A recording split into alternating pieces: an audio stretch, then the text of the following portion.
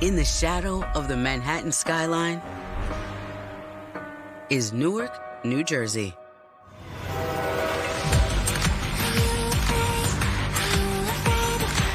It's here on November 22nd, 2016, that the disappearance of 19-year-old Sarah Butler sparks the fear that something isn't right in northern New Jersey.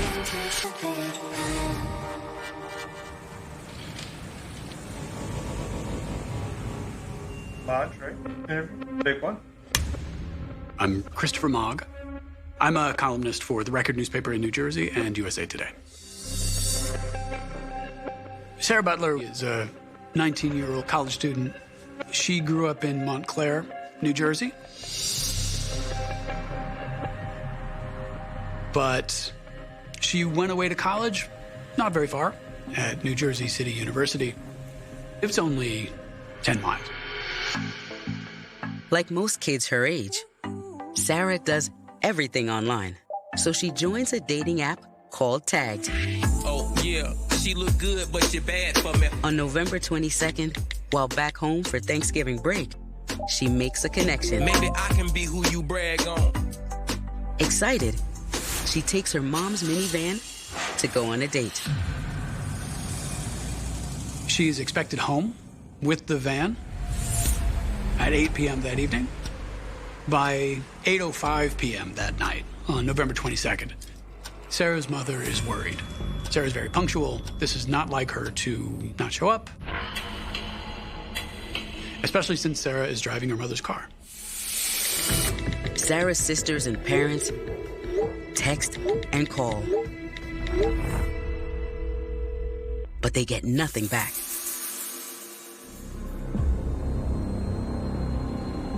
That next morning, Sarah's mother goes to Montclair Police and reports her daughter missing. The police hear Sarah's mother out, but in their eyes, there isn't a lot to be done. Montclair Police don't have any evidence of a crime. Sarah Butler is barely an adult, but she is 19, and all they know is that she's missing. But that's not good enough for the Butler family. Sarah doesn't disappear. It's not who she is or how she was raised.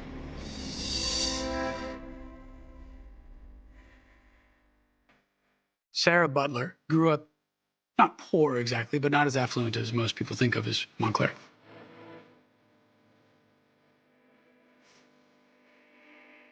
She was really into dance. There was a dance school around the corner from her home. The dancing and performing herself became her community. She's the first member of her family to go to college, and she struggles. She doesn't meet a whole lot of friends in college. She's also having some money trouble, and just paying for college is a struggle for her and her family. But Sarah sticks it out. College is important to the Butlers.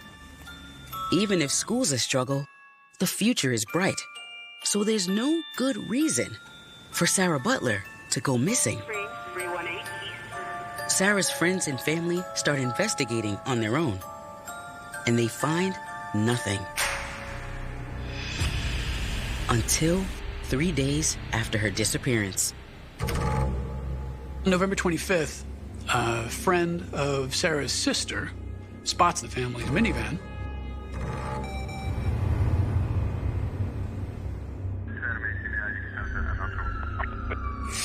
Roger on Union 121. Sarah's sister and some friends arrive after the police are already there. And police are searching the van. Sarah's sister and friends noticed the same red hair that Sarah was wearing the night that she went out. That's a very important piece of evidence.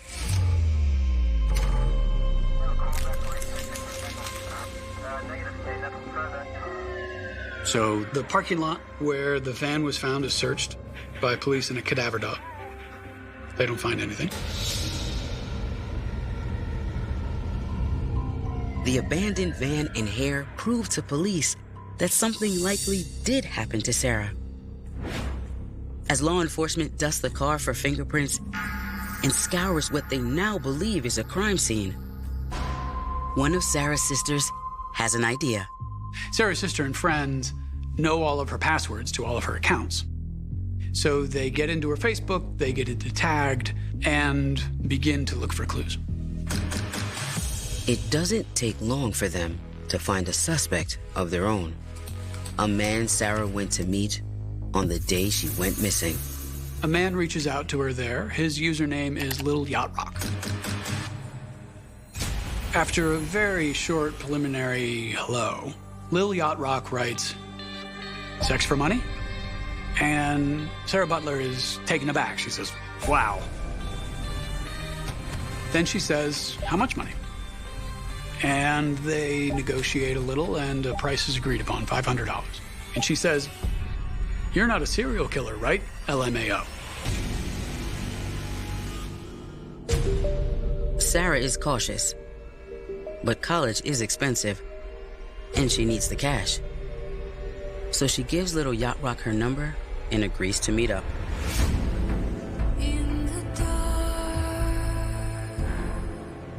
3 days later, on November 23rd, Lil Yacht Rock instructs her to pick him up at a gigantic house in Orange, New Jersey. And that's it. After that, all of Sarah's communication stops. This guy must know something. So Sarah's sister and friends make a plan. They're gonna catfish Lil Yacht Rock. They decide to make a fake profile on Tagged for a woman. They know that Lil Yacht Rock is offering a fair deal of money to meet. So they're trying to create this character that fits the type of person he's looking for. The trap is set. So the women go to law enforcement to share what they've found and what they've done. The women are inside Montclair Police Headquarters when they first get his response. They freak out. This is crazy. This is the guy that Sarah Butler went on a date with the last time she was seen. And he's right there. He says, "Sex for money?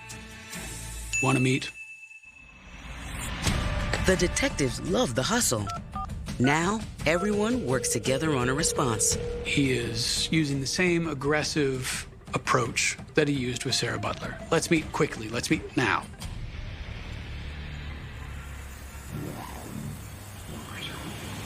They agreed to meet him at a local Panera Bread. 20 we're verifying the ADW suspect. New Hampshire Avenue. But two Montclair police officers go instead. 34 be advised, Mary, please, And they do, in fact, meet Lil Yacht Rock. 213 William 172, no water warrant. Lil Yacht Rock is a 19-year-old New Jersey native. Good-looking, charming, smooth. Montclair police ask, "Can we look inside your car? Can we look inside your trunk?" He says, "Sure."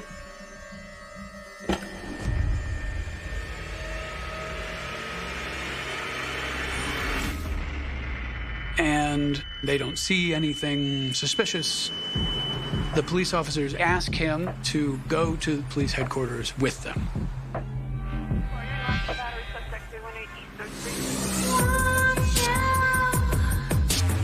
And the officers ask some questions.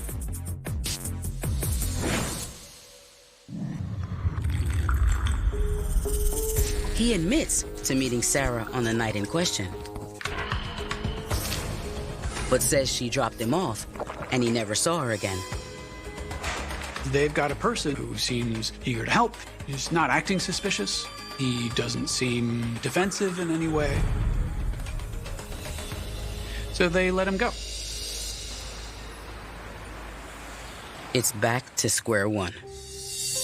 A 19-year-old woman is missing, and the Montclair police are out of suspects. But 1 week earlier, in Elizabeth, New Jersey,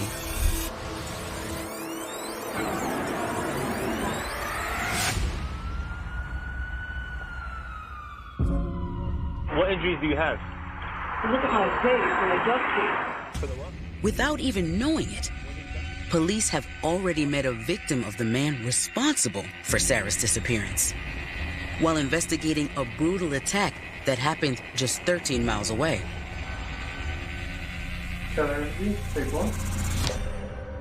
My name is Tiffany Taylor.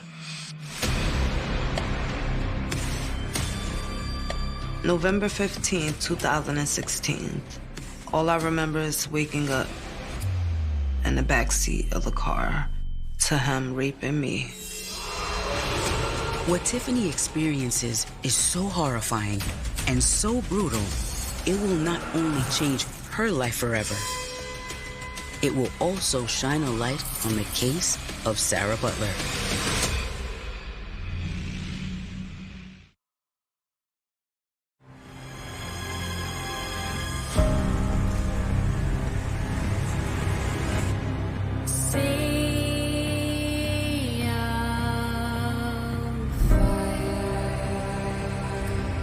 Seven days before Sarah Butler disappeared, 33-year-old Tiffany Taylor's connection to this story begins, and the similarities to Sarah's disappearance are chilling.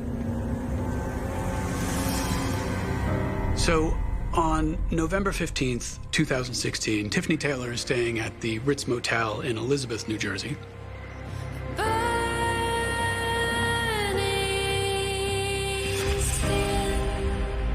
I had got pregnant with my second child. I had got kicked out of my apartment.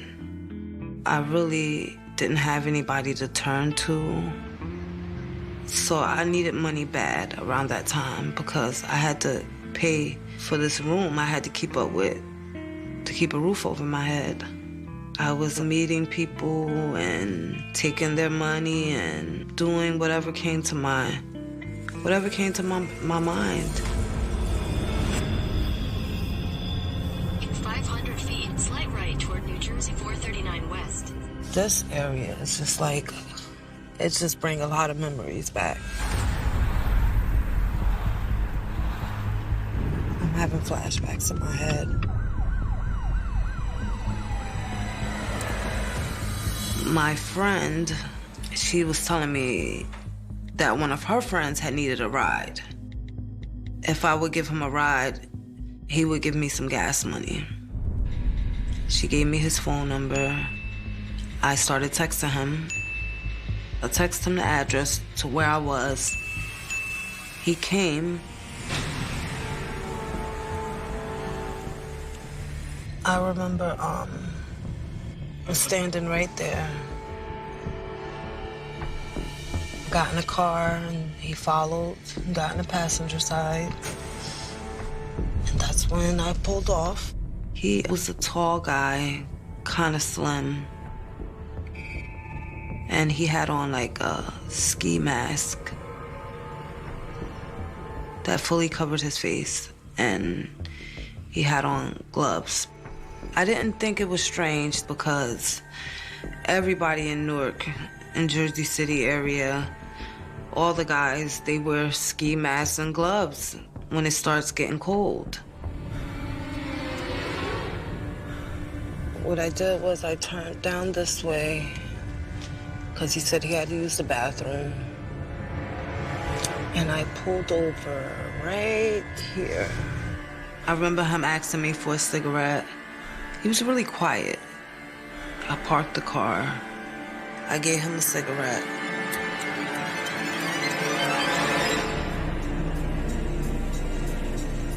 And everything just went kind of black at that point. All I remember is waking up in the backseat of the car to him raping me and choking me out at the same time. I remember turning around and trying to scratch him in the face. And he then handcuffed me, my arms behind my back. Then I saw him reach and grab again, and this time he was grabbing duct tape. That's when I said to myself, wow, this is not just stopping at rape. These guys want to kill me. raped, strangled, but alive. And Tiffany has a lot to live for.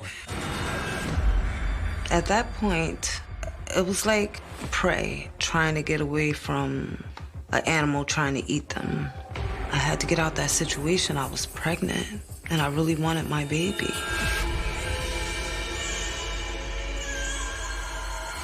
I was gonna put up a fight to the end. If he was gonna kill me, he had to die too. I wasn't beat. Nope. With me crying and all that, the duct tape started lifting, so I was able to speak more clearly. And I told him, you know, I left my phone in a room with all the texts going back and forth. Everything is on that phone. I said, when the police find my phone, they're gonna pick up on it quick, and they're gonna find you. So he started panicking, like, oh no, I really need you to get that phone. I really need you to get that phone.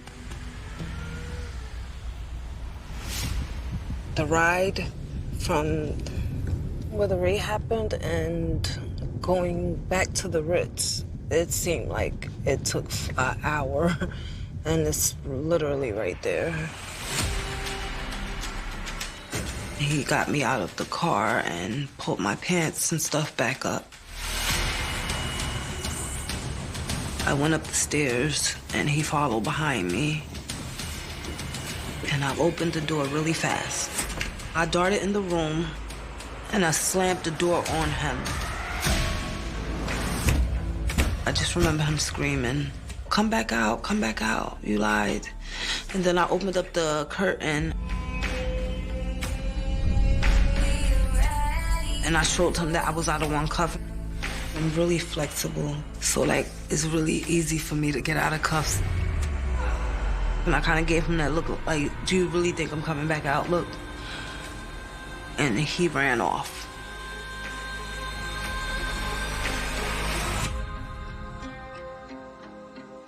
Officers with the Elizabeth police show up. What injuries do you have? Look at my tape and the duct tape. For the what? From the duct tape, my face. When did he duct tape you? Huh? In the car? In the car. So you let him duct tape you, or what happened? I just need to know. He put the handcuffs on me first. He choked me out, and after he choked me with one hand. What was all happened in the car? Yeah. Where were you parked at this time? The gas station over there? No, it was by the gas station, no. By the gas station? Back block. So he took the duct tape with him? Had to, yeah. And he just ran away? Ran away. Tiffany tells the officers that she knows this guy. She met him through a friend. She gives police his name, address, email, Facebook. She knows practically everything about him, but they're only focused on one thing. They accuse her of prostitution. They threaten her with arrest. And because they're hostile, she knows that they don't believe her. I made it so easy for them. They let this guy just walk away. They let him just walk away, literally. Nobody believes me. As far as we could find, no evidence was introduced to suggest that the Elizabeth Police Department attempted to investigate the assault against Tiffany Taylor. And without filing a report of any kind, her attacker walks free. 7 days after Tiffany Taylor is raped and attacked and very nearly killed, Sarah Butler goes missing. Sarah is missing. Tiffany is savagely attacked. But investigators would eventually find that they're not the only women trapped in this story. No, far from it.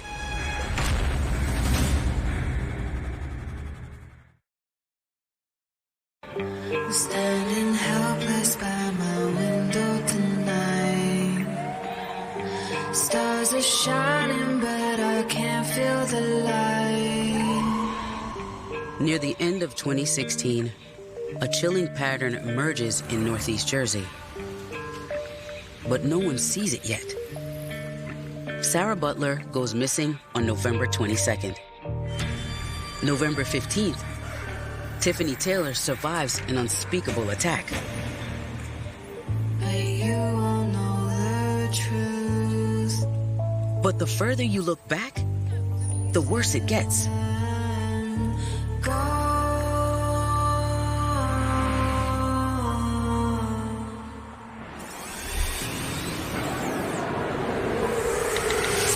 October 22nd, South Newark, New Jersey.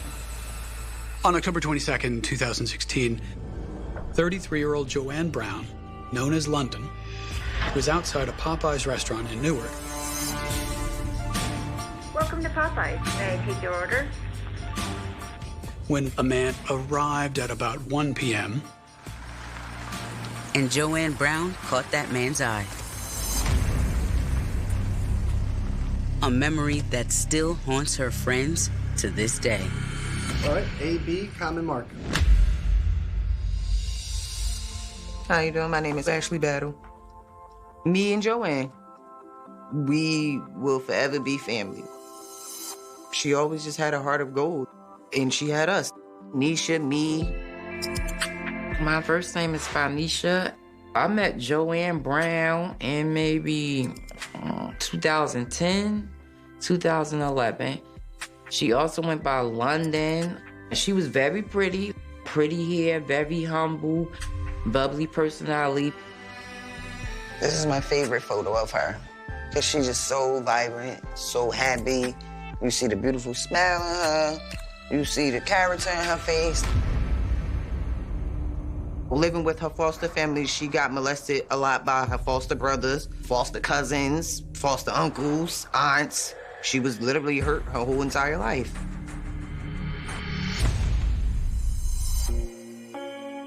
She just wanted love and family. That's what all she was looking for, I believe, for a long time. Damn, this is a good life. I wish I could have froze it then. Her biggest dream was to be a model and a mother.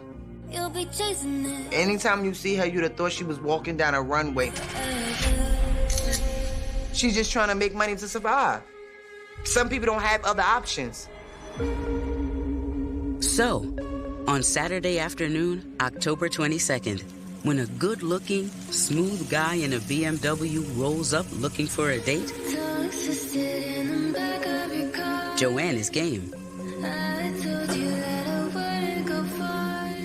But when she gets into this guy's car, one of the women in the group asks to use Joanne's phone to make an urgent call.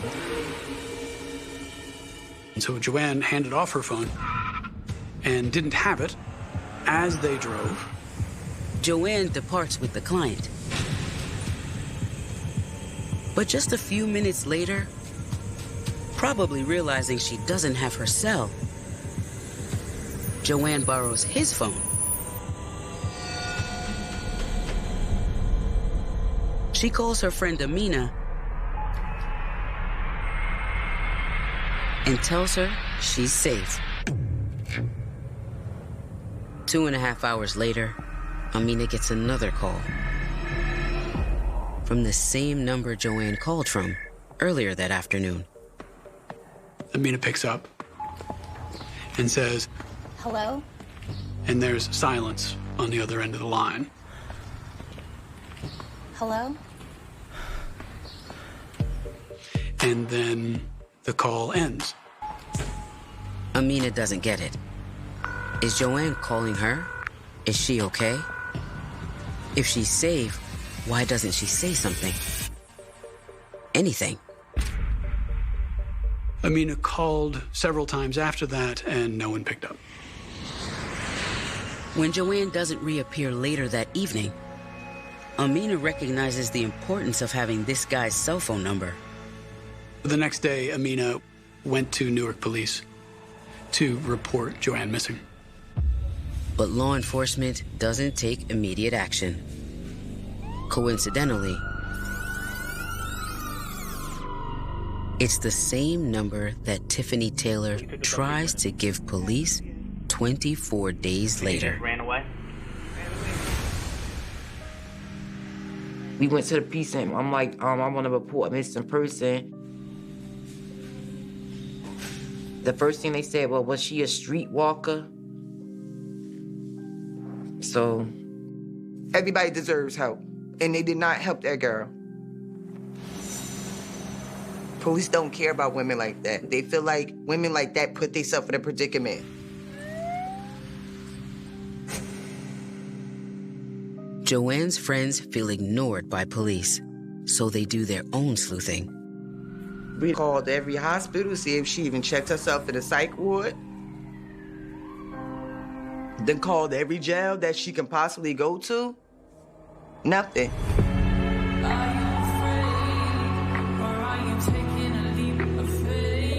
Weeks go by. I was scared and worried. Joanne is gone without a trace. Her friends fear the worst.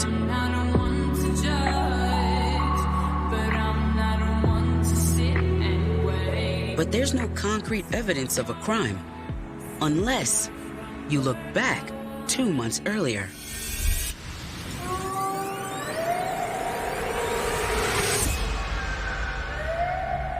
Just 2 miles from where Joanne went missing, when another woman gets into the same silver BMW we have a possible body. and is never seen alive again.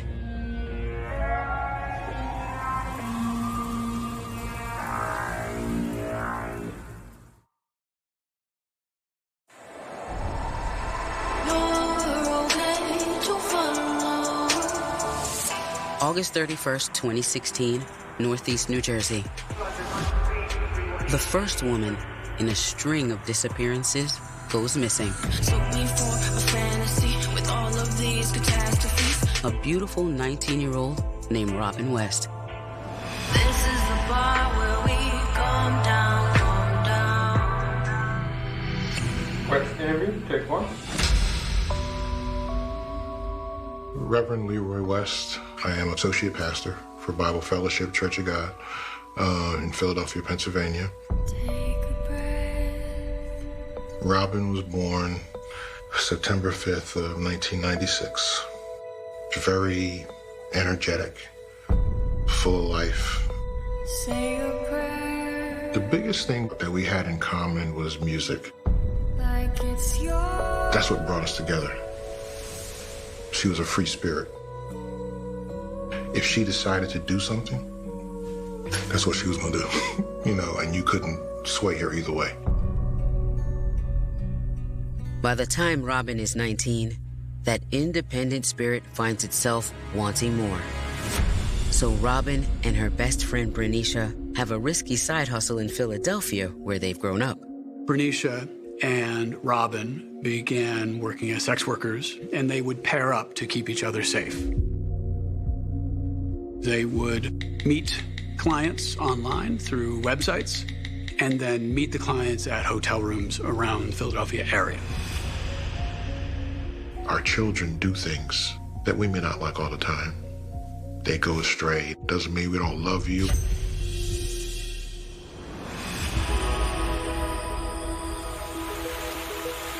In the fall of 2016, with Robin's 20th birthday on the horizon, she and Bernicia decide to head up the turnpike to North Jersey to celebrate. She and Bernicia stayed at a motel in Union Township in New Jersey for a few nights, but they ran out of money. Out of cash to party and hang out, they have an idea. On August 31st, Robin West arrived on Nye Avenue in Newark for her first night as a sex worker on the street. And so, at about 11 p.m., one of the first cars to arrive was a silver BMW, driven by a man whom Bernicia described as young, good-looking, and charming. Robin got into the car. Robin and Bernicia have known each other since they were 14 years old. They've always been there for each other. And so Bernicia does what any good friend would do, just in case. Bernicia says, "Take care of my sister, I love her." And as part of this interaction, Bernicia takes a picture of the BMW's license plate with her phone. And the man and Robin drive off.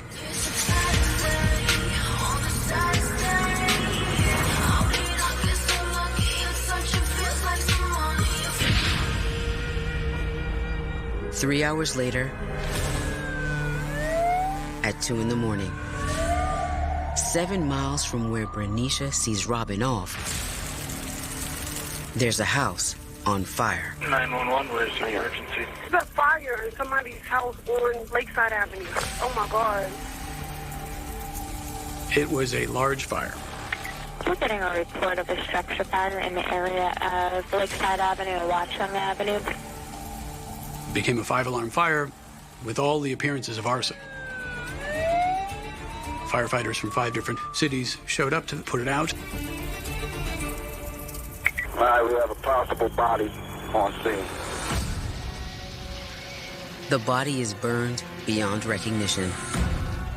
And with arson declared as the cause of the fire, the crime is now a homicide investigation. I see shadows on the wall, ghostly figures, I'm wide awake.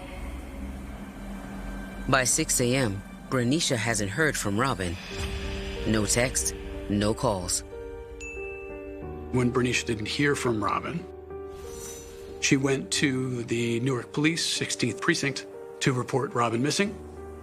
She gave a description of the man who was last seen with Robin, and she gave police his license plate.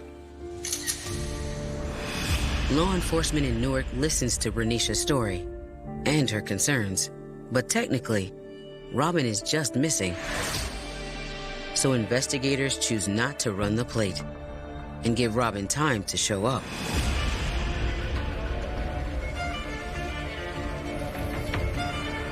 We were texting her because it was close to her birthday, and we weren't getting any response. Her and I were close enough to where if I text her or call her, she would get back to me. Still not hearing from her or knowing where she was at, it became a real issue.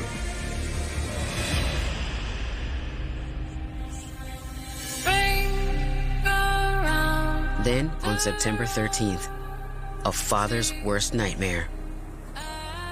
2 weeks after that 5-alarm house fire, the body found in the flames is finally identified. It's Robin West.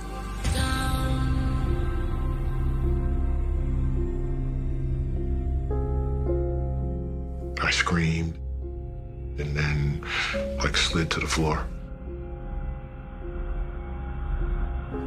She was strangled. Someone dumped her body in an abandoned house and then lit her on fire.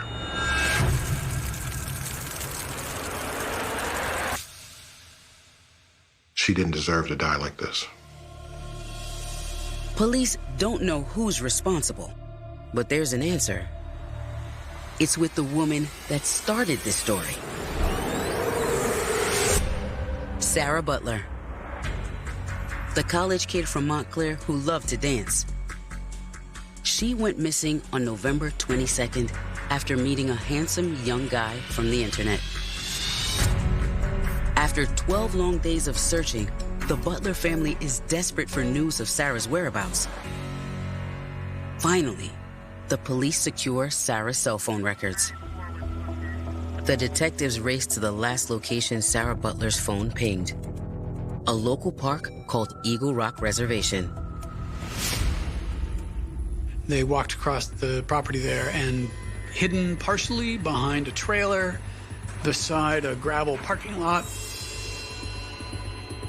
there's the body. It's the body of Sarah Butler. She's been strangled like Robin West. Strangled with her own sweatpants tied around her neck. More Maurice and Christine, there has been a steady stream of friends and family here at the home of Sarah Butler. The young woman disappeared right before Thanksgiving. Her body discovered on Thursday night in the Eagle Rock Reservation in West Orange, New Jersey. The coroner finds DNA lodged under her fingernails. It's clear that Sarah struggled with her killer. But whose DNA is it? Could it be the last guy she met with the night she went missing? Little Yacht Rock? The guy police talked to and let go. Little Yacht Rock, who turns out to be Khalil Wheeler Weaver. Khalil Wheeler Weaver, the 19-year-old New Jersey native. Doesn't look like the kind of guy who could hurt anyone. But he was the last person to see Sarah Butler alive. And he drives a silver BMW, just like the BMW Robin West and Joanne Brown got into.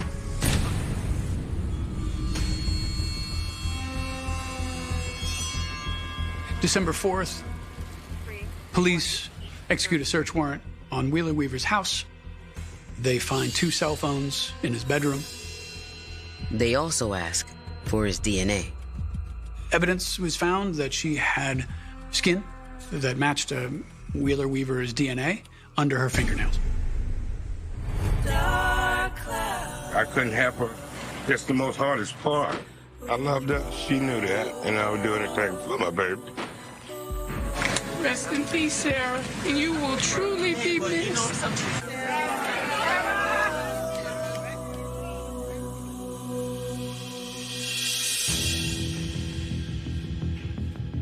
On December 4th, 2016, Wheeler Weaver is arrested for the murder of Sarah Butler. The next day, in an abandoned house in East Orange, contractors discover the body of Joanne Brown. It's the same abandoned house where Sarah Butler met Khalil Wheeler Weaver the day she was murdered. And just like Sarah, Joanne has been strangled and wrapped in duct tape.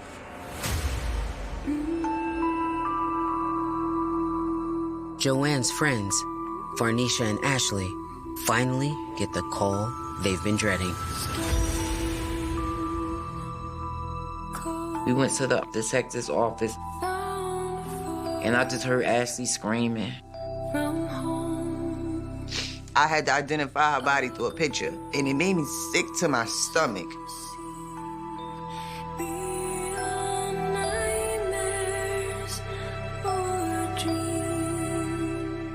That guy strangled her with her own jacket. He burnt her up with cigarettes. He just tortured her for hours.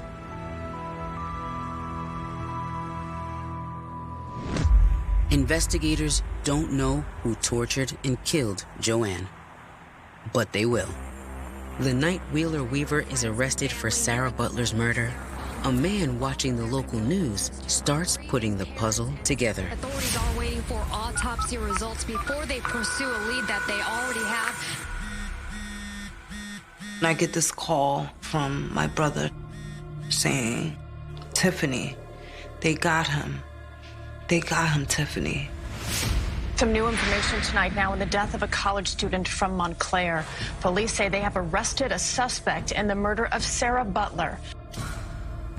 And he forwarded me the link. I saw it and I looked and I said, yeah, that's him.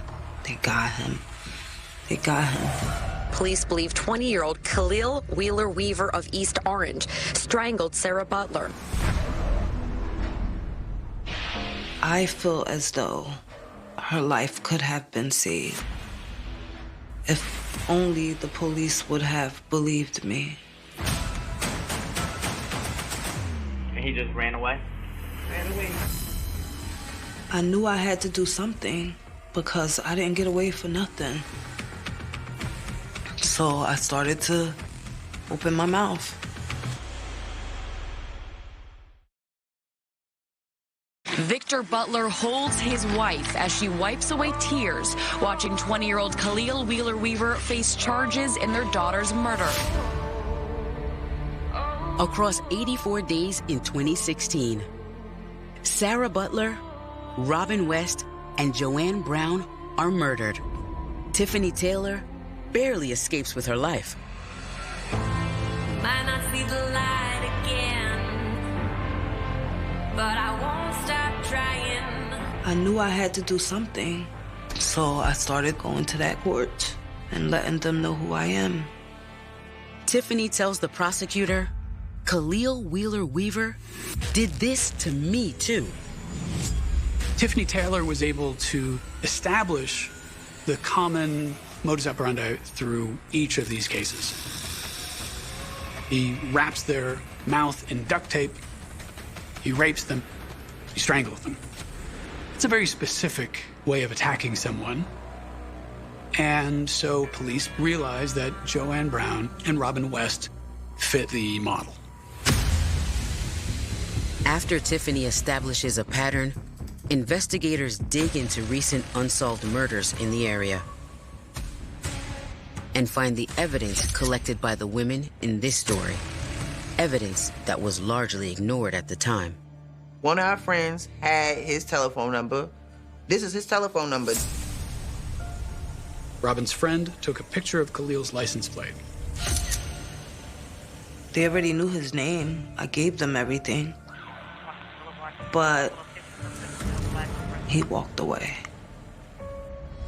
I ain't never in my million years think that I would be involved with a serial killer. Like, that's scary.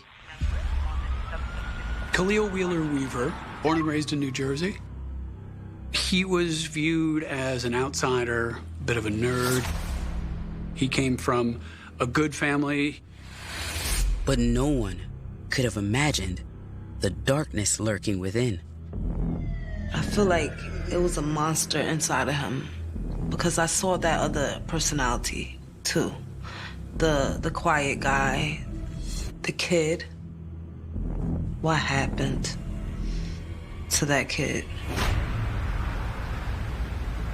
But justice takes time. There's a lot of evidence to sort through.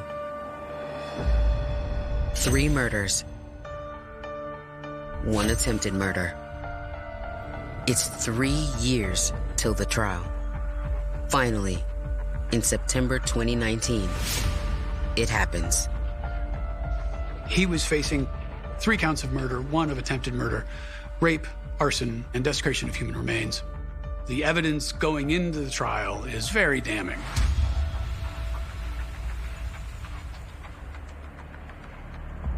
I had to testify against him. The first time that I saw him in court, I remember I jumped out of my skin and I felt like I couldn't breathe.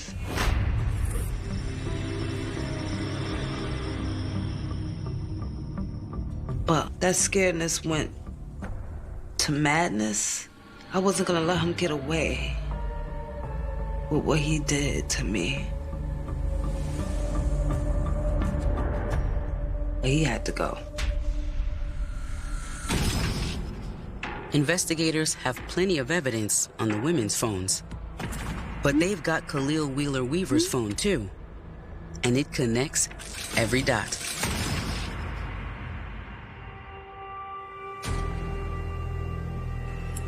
He tracked and found women using his phone. He plotted ways to kill them using his phone. Everything was with his phone. And what's interesting about this case is how these women used his tools against him. It's like he turned his own phone on himself and pulled the trigger. The murders that he committed, his cell phone put him at every location. He never cracked. No facial expression, no remorse, no nothing. But when you have a mountain of evidence that's pointing in your direction, you know, you can't deny that. I mean, when they brought the cart in of evidence, it was so high. You know, there were so many boxes of stuff against him. You know, how can you sit there and say it wasn't you? That mountain of evidence takes 3 months to present at trial. But it only takes the jury 2 hours to determine Wheeler Weaver's guilt. As to count 1, what is your verdict? Guilty. Count 2. Guilty. Count 3. Guilty on all 11 counts. I didn't feel like I had the power until sentencing date.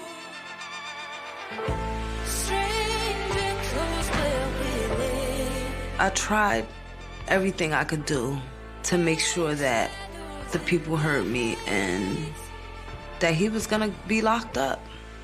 Him saying that he still didn't do it makes me feel like he has no type of remorse about it at all. On sentencing day is when I felt the power. Yeah, that's when I felt it. Still a soldier. 25-year-old Khalil Wheeler Weaver now sentenced to 160 years in prison. The purpose of the sentence, again, is that this defendant never walk among society again.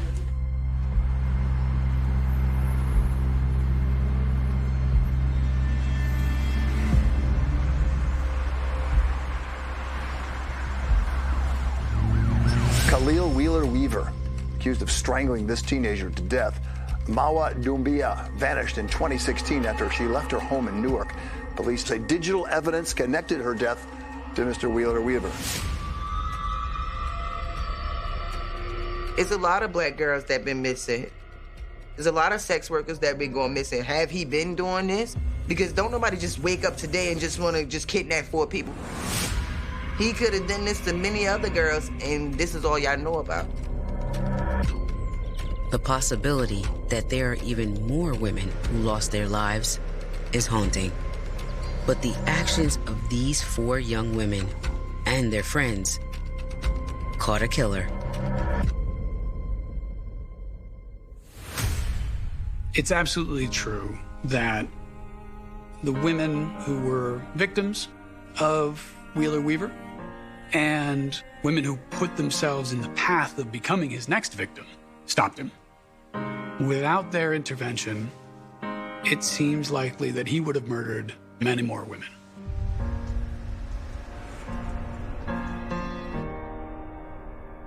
Tonight. This is all I have, right here. Her ashes are inside this cross. She died in 2016. I have not taken this off yet. Do you know I miss you already? I want people to know how much she was loved. I miss you already. There is a distinct kind of isolation that belongs only to an island. Surrounded by vast, unforgiving expanses of ocean, an island is a closed system, a world unto itself where the boundaries are drawn not by drawn lines on a map, but by the relentless crash of waves against the shore. In American Samoa, this geographical isolation creates a unique societal dynamic. It is a place of breathtaking natural beauty, but beneath the surface of this remote territory, the realities of human fallibility and systemic neglect can fester unseen by the outside world.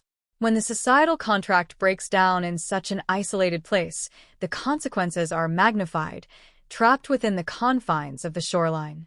And nowhere was this magnified more profoundly, more tragically, than behind the walls of the territory's sole penal institution during the 2000s. The Tafuna Correctional Facility was not merely a prison, it was the only prison.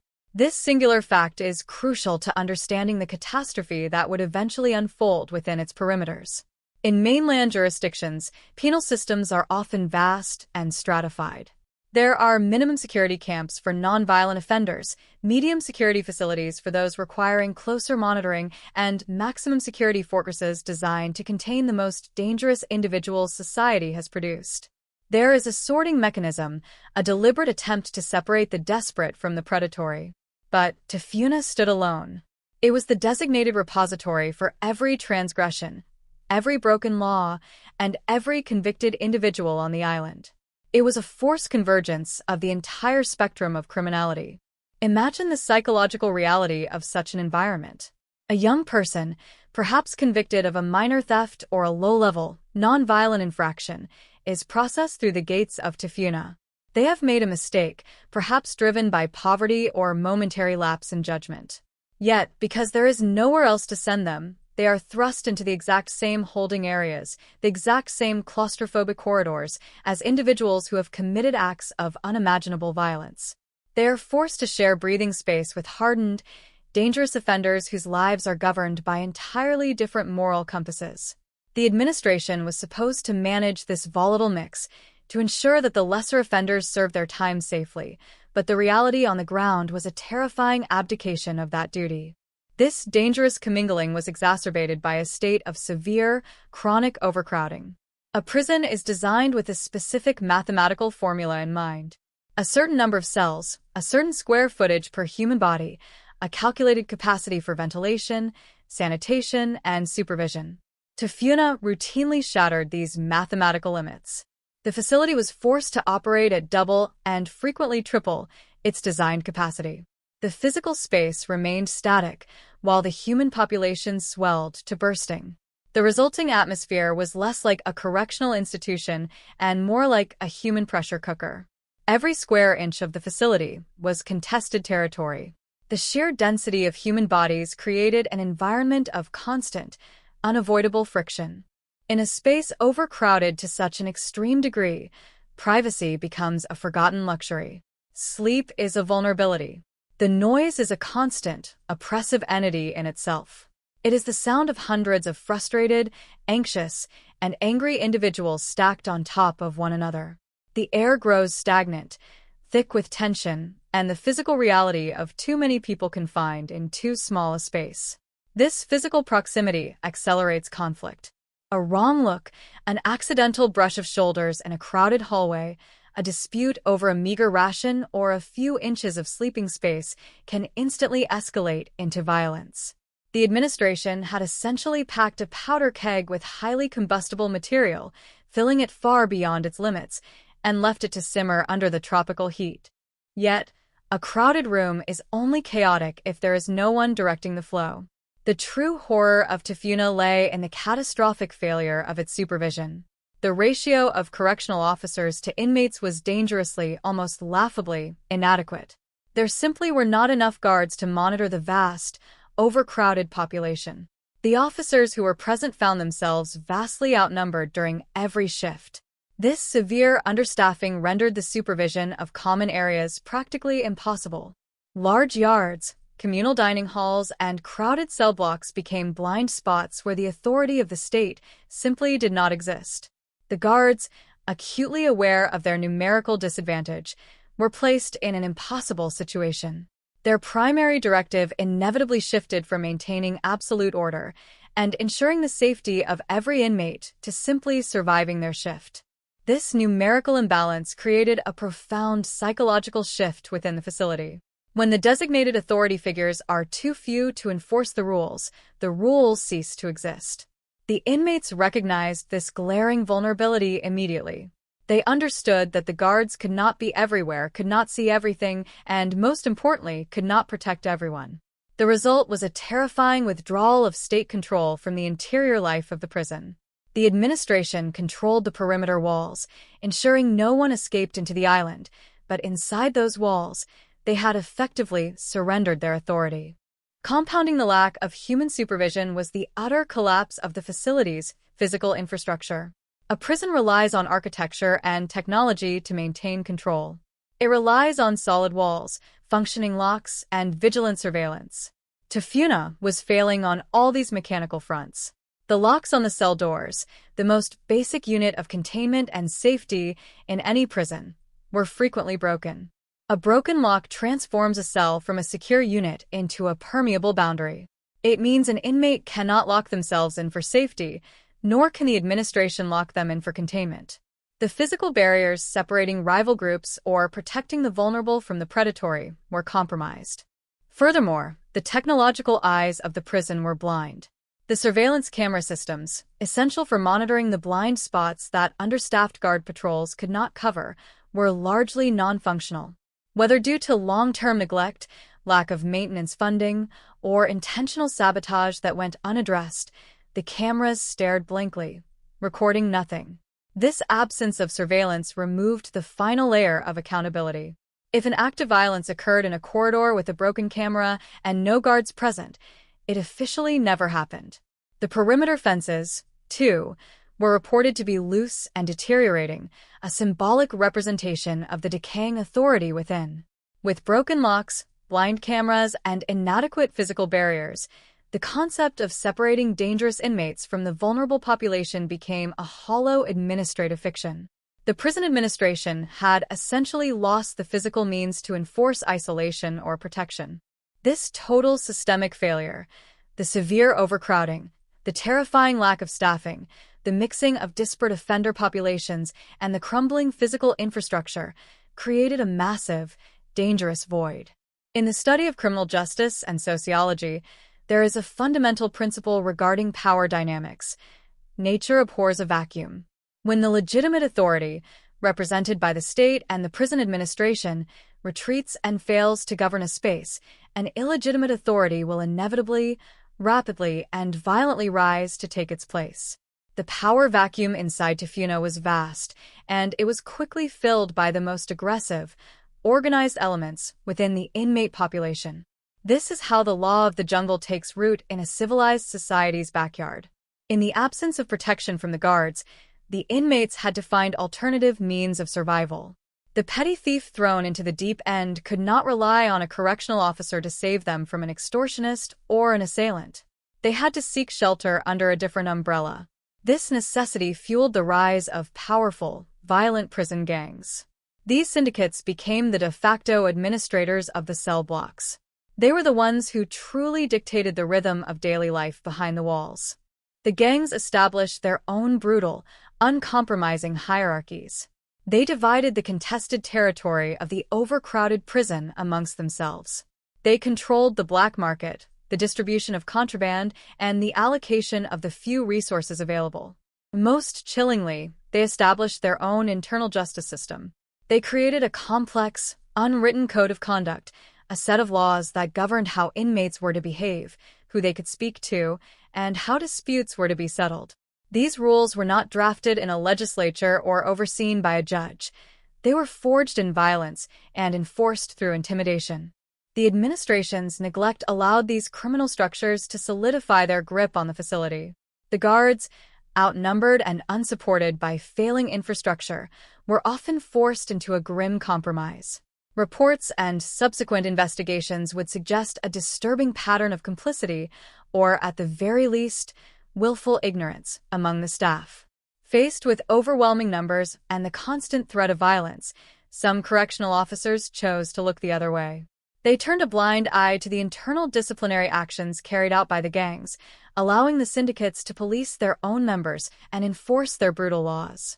This tacit agreement bought the guards a fragile, temporary peace, a way to finish their shifts without sparking a riot they could not contain. However, this peace was purchased at the cost of the safety and the lives of the inmates who fell afoul of the gang's arbitrary and violent decrees. The situation had devolved into a dark, self-sustaining ecosystem of violence. The administration held the keys to the front gate, but the gangs held the keys to survival on the inside. The inmates were trapped in a terrifying paradox, incarcerated by the state, yet entirely abandoned by it, left at the mercy of organized predators. Tafuna was no longer a correctional facility. It was a holding pen where the strong ruled the weak with absolute, terrifying impunity. The heat, the noise, the broken locks, and the blind cameras were all just set dressing for a stage where a profound tragedy was bound to be enacted. It was a perfectly constructed machine for manufacturing violence. The tension within the walls was a palpable, living thing, stretching tighter and tighter with each passing day of overcrowding and neglect. It was a powder keg, primed and waiting in the isolated darkness of the island. And inevitably, devastatingly, the spark would finally ignite. To understand the gravity of the violence that fractured the Tafuna Correctional Facility, one must first look at the individual who bore the absolute brunt of its systemic failures. In the cold, clinical language of official reports, the victim is often reduced to a mere statistic, a name attached to a heavily redacted autopsy file, or simply categorized as an inmate involved in an altercation. But behind the concrete walls and the failing infrastructure, this was a human being thrust into an utterly unsurvivable situation.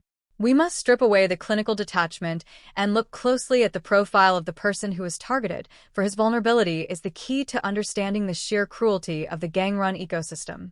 The data points to a specific type of inmate who became the focus of this fatal aggression. He was not a gang leader or a hardened enforcer. He was identified by the ruling syndicates as either a weak target or a traitor to their unspoken, brutal laws. This distinction is vital. It paints a picture of a man who, for whatever reason, existed outside the protective, albeit violent, umbrella of the dominant prison factions. Imagine the profound, suffocating terror of navigating that specific environment without a shield. In a facility where the guards are vastly outnumbered and largely absent from the communal areas, your safety is entirely dependent on your affiliations. For an inmate labeled as weak or unaffiliated, every single day is a masterclass in hypervigilance. There is no sanctuary. The cell, usually the one place an inmate might find a fleeting moment of respite, offers no security when the locks are broken and the doors can be pushed open by anyone wandering the tier. This individual had to wake up every morning knowing that the institutional authority meant to protect him had effectively evaporated.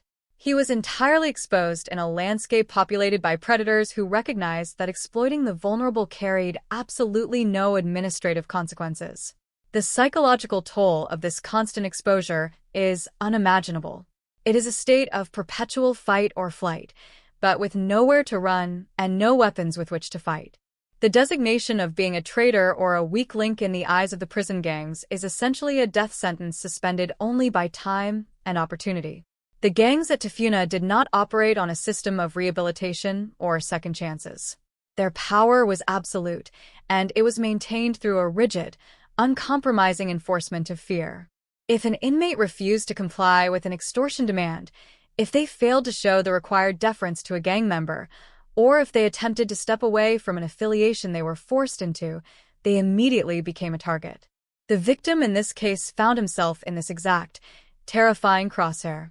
We can surmise the agonizing calculation that must have dictated his every movement. He had to measure every step across the crowded yard, analyze the subtle shifts in eye contact among the groups gathered in the corners, and constantly assess the physical distance between himself and those he knew meant him harm. It is an exhausting, soul-crushing way to exist, knowing that a single misstep or a sudden shift in gang politics could trigger an immediate and violent retribution. The environment of Tafuna was uniquely designed to amplify this specific kind of terror. Let us return to the physical reality of the overcrowding. The victim was not isolated in a solitary cell where he could hide from his enemies. He was submerged in a sea of aggressive, frustrated individuals. The physical proximity forced him into constant, unavoidable contact with the very people who had deemed him a target. In a space functioning at 2 or 3 times its capacity, the air is thick, the noise is deafening, and privacy is non-existent. He had to eat, sleep, and breathe within arm's reach of danger. The psychological pressure of this forced intimacy with one's own potential killers is a form of torture in itself. He could see the weapons being fashioned from scrap metal in plain sight. He could hear the hushed threats traded in the communal showers, and he knew, with chilling certainty, that the guards were too few and too intimidated to intervene. This brings us to the profound tragedy of institutional abandonment that defined the victim's final days.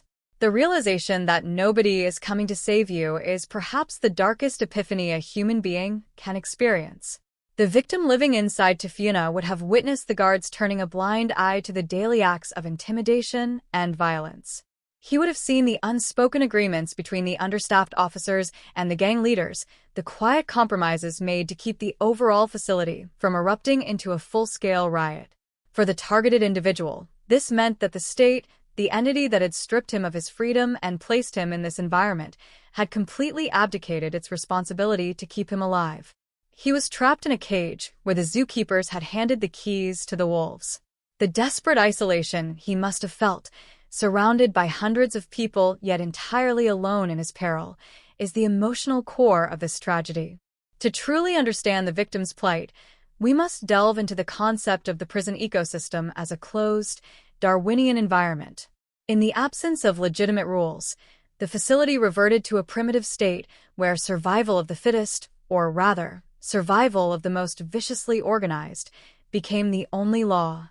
The victim, categorized as weak or a traitor, represented a disruption to the gang's absolute authority. In their twisted logic, an unpunished transgression or the continued existence of a defiant, unaffiliated individual was an insult to their power. The gangs needed to make examples of such individuals to maintain their grip on the terrified population. The victim was therefore not just a target of personal animosity, he was a necessary sacrifice for the maintenance of the prison's dark social order. His suffering was intended to be a message to every other inmate who might consider resisting the gang's control. The days leading up to the fatal incident would have been characterized by a noticeable shift in the prison's atmosphere. In environments governed by organized violence, attacks are rarely spontaneous. They are preceded by a chilling, deliberate change in the social currents. The victim would have felt the temperature drop. The casual conversations in the yard would have ceased when he approached. The stares would have become longer, more calculated. The space around him, even in the incredibly overcrowded facility, would have suddenly expanded as other inmates, sensing the impending violence, instinctively distanced themselves to avoid being caught in the crossfire. This phenomenon, this sudden, terrifying isolation within a sea of bodies, is the clearest indicator that an inmate has been marked. The victim would have recognized these signs. He would have known that the administrative blind spots, the broken cameras, and the loose locks were about to be weaponized against him. Consider the agonizing helplessness of anticipating an attack in a place you cannot leave. Outside the prison walls, a threatened individual might change their routine, seek police protection, or simply run away. Inside Tafuna, those options were categorically erased. The victim was forced to walk the same corridors, eat in the same hall, and sleep in the same block as his executioners. He could not appeal to the guards, for doing so might only accelerate the violence or result in worse retaliation, given the staff's known tendency to ignore or capitulate to gang demands. He was trapped in a slow-motion nightmare, watching the trap meticulously close around him. He had to endure the agonizing wait, knowing that the violence was inevitable, orchestrated, and imminent. The sheer psychological endurance required to simply exist under that level of impending doom is staggering. The passage of time itself becomes a weapon in such a psychologically devastating environment. For the targeted individual, the hours do not simply pass. They drag with a heavy, metallic weight.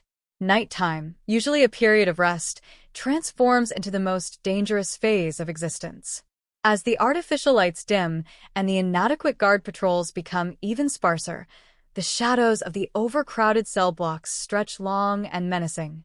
The victim would lie awake, listening to the cacophony of the prison breathing, interpreting the coughs, the restless shifting of bodies, the distant, indistinguishable murmurs that could be mundane conversations or the final planning stages of his demise.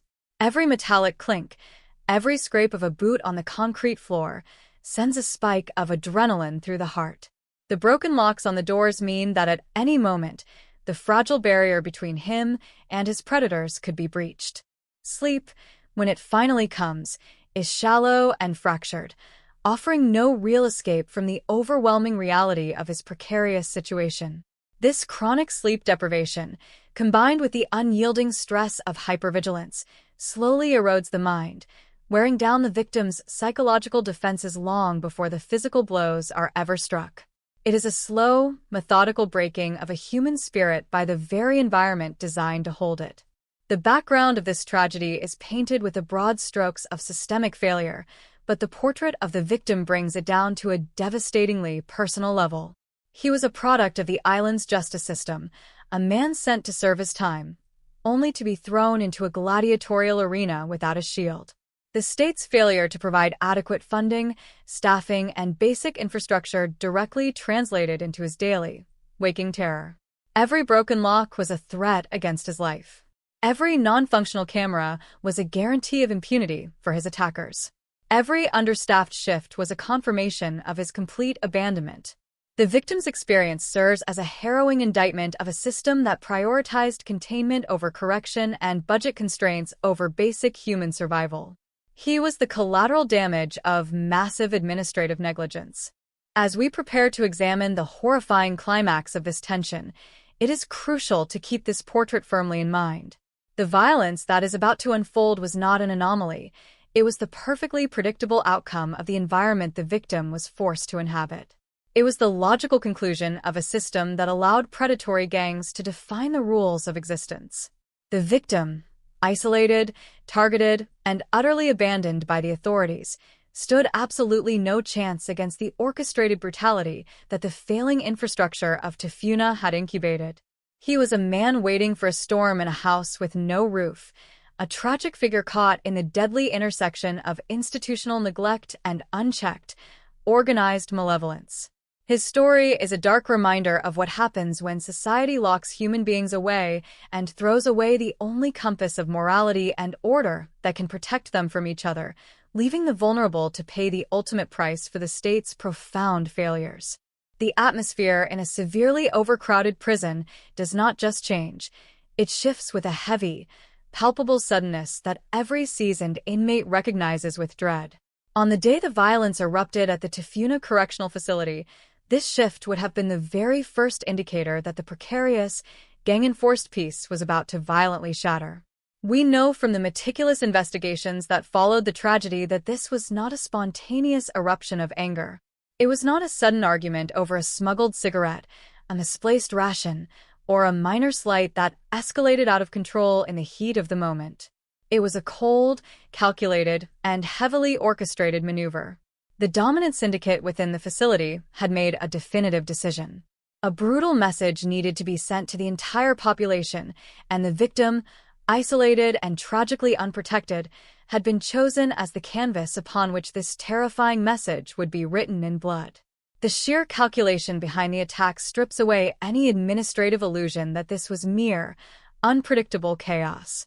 It was a targeted execution, a disciplinary action carried out by an illegitimate authority operating with absolute impunity in the blinding daylight of institutional neglect. The physical environment of Tafuna provided the perfect, fatal staging ground for this premeditated assault. The failing infrastructure, the broken locks that could not secure a cell, and the non-existent surveillance systems meant the attackers did not need to wait for the cover of darkness. They utilized the sheer volume of the overcrowded population as their primary camouflage. In a space holding double or triple its intended capacity, a localized disturbance can easily be masked by the constant, deafening roar of hundreds of confined, frustrated men. The gang members, acting on predetermined signals and unspoken cues, would have begun to manipulate the flow of the inmate population.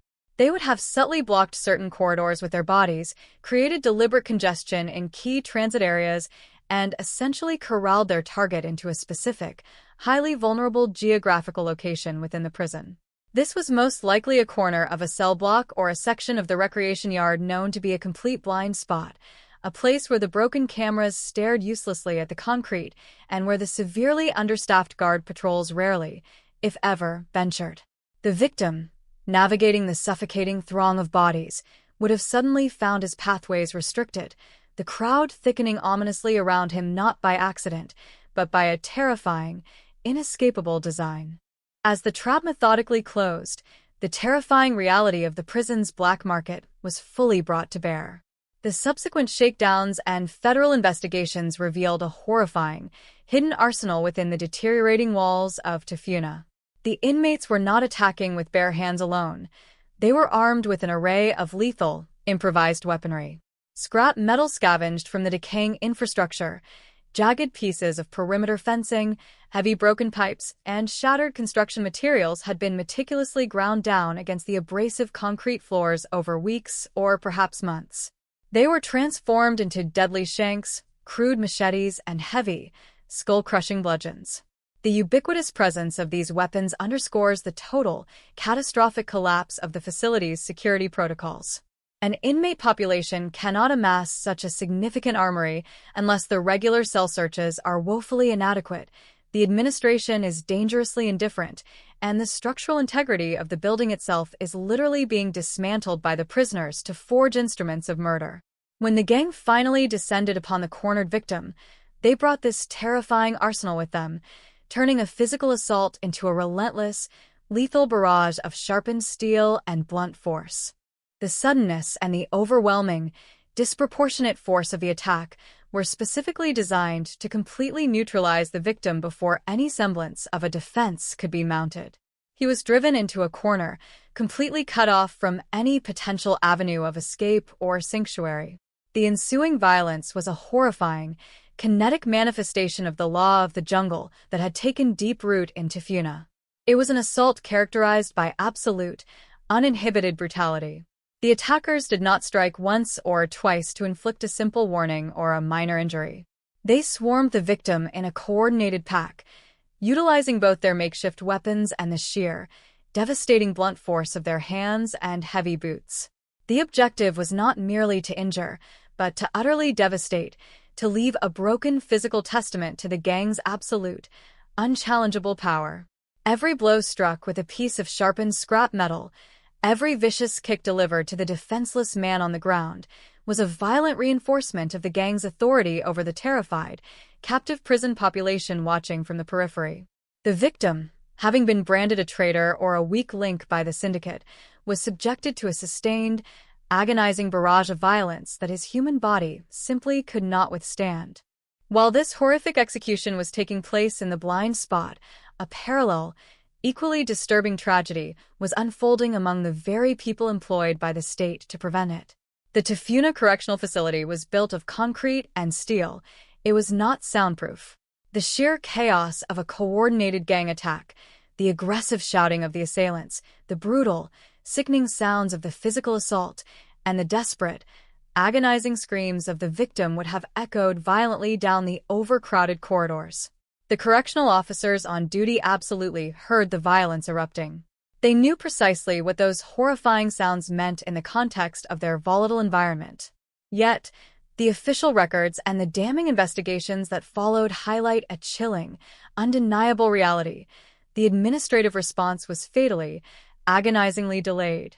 The guards did not immediately rush into the fray to break up the assault, disperse the attackers, and rescue the dying victim. Instead, they hesitated. They held their positions at the perimeters, paralyzed by a terrifying combination of massive numerical disadvantage, inadequate equipment, and a profound, overriding instinct for their own self-preservation. To truly understand this catastrophic failure to intervene, we must attempt to place ourselves in the heavy, terrifying boots of those severely understaffed officers. They were standing on the very edge of a massive, overcrowded, and highly volatile human sea that had just turned violently tempestuous. They knew with absolute certainty that intervening in a coordinated, armed gang hit with only a handful of officers would likely turn the lethal violence directly toward themselves. They were acutely, painfully aware that they completely lacked the necessary riot control gear, the protective helmets, the heavy riot shields, the extended batons, and the stab-proof vests required to safely enter and neutralize a hostile, heavily armed crowd. Rushing into that chaotic blind spot without proper protective equipment or sufficient, overwhelming backup was essentially viewed as a suicide mission. The territorial administration had not only abandoned the vulnerable inmates to the predatory gangs, they had also fundamentally abandoned their own staff, placing the guards in an impossible, nightmarish moral and physical dilemma. The officers were forced to choose between performing their sworn, ethical duty to protect an incarcerated human's life and ensuring they themselves survived the shift to return home to their families. In the terrifying, split-second calculus of that brutal moment, the instinct for self-preservation tragically won out over duty. The prolonged duration of the fatal assault is perhaps the most damning, heartbreaking aspect of the entire incident. Because the guards actively delayed their intervention, the attackers were granted the horrific luxury of time. They did not have to rush their brutal work for fear of being apprehended. They could ensure that their violent objective was completed without any immediate administrative interference or physical resistance from the state. The victim was left completely alone to endure the unimaginable, tearing agony of the beating, while the very agents of the justice system, the only individuals within the walls who possessed the legal and moral authority to stop the violence, stood back and waited. The desperate, echoing screams in the overcrowded facility became a horrifying, real-time soundtrack to the complete, systemic collapse of institutional control. Every single second that passed without intervention was a second where the gang's illegitimate authority superseded the law of the land, and where a human life was slowly, violently, and painfully extinguished on the cold, unforgiving concrete floor. The sheer, overwhelming helplessness of the victim, knowing in his final moments that his cries for salvation were being heard but actively ignored by those mandated to protect him, represents the absolute, darkest nadir of the Tafuna Correctional Facility's troubled existence. The psychological weight of the space during those agonizing minutes cannot be overstated or ignored. When the violence commenced, the surrounding inmates, those not actively participating in the brutal execution, instantly became a captive, traumatized audience. In a facility packed to triple its design capacity, hundreds of men were forced to witness the terrifying, bloody reality of their own extreme vulnerability. They watched as the victim was cornered and systematically destroyed, listening to the sickening, heavy impact of metal and bone, smelling the sharp, metallic tang of blood mixing with the oppressive, stagnant heat of the overcrowded cell block. To turn away from the spectacle was practically impossible in the crush of bodies. To intervene was to immediately invite the exact same gruesome fate.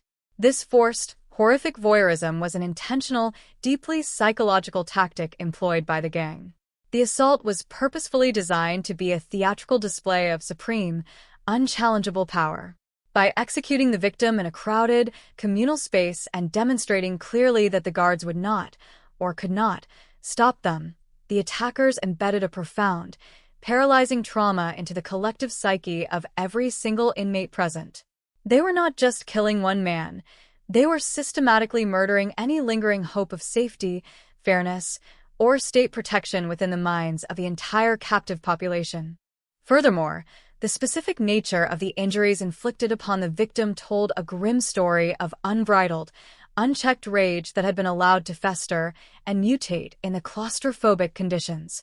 Autopsy reports in such brutal prison killings inevitably detail a harrowing, massive number of defensive wounds, shattered limbs, and catastrophic internal hemorrhaging. The sheer volume of strikes and the depth of the trauma indicate a violent frenzy, a dark, collective release of the intense, boiling pressure that the overcrowded, severely neglected environment had built up within the attackers themselves over months and years. The victim tragically became the physical outlet for the institutional frustration, the violent, bloody manifestation of a penal system pushed far beyond its breaking point. The improvised weapons, the jagged, rusted pieces of fencing, the heavily weighted, makeshift pipes, were not designed for clean, swift, or merciful kills. They were brutal instruments of prolonged suffering, guaranteed to maximize physical trauma, pain, and bodily devastation.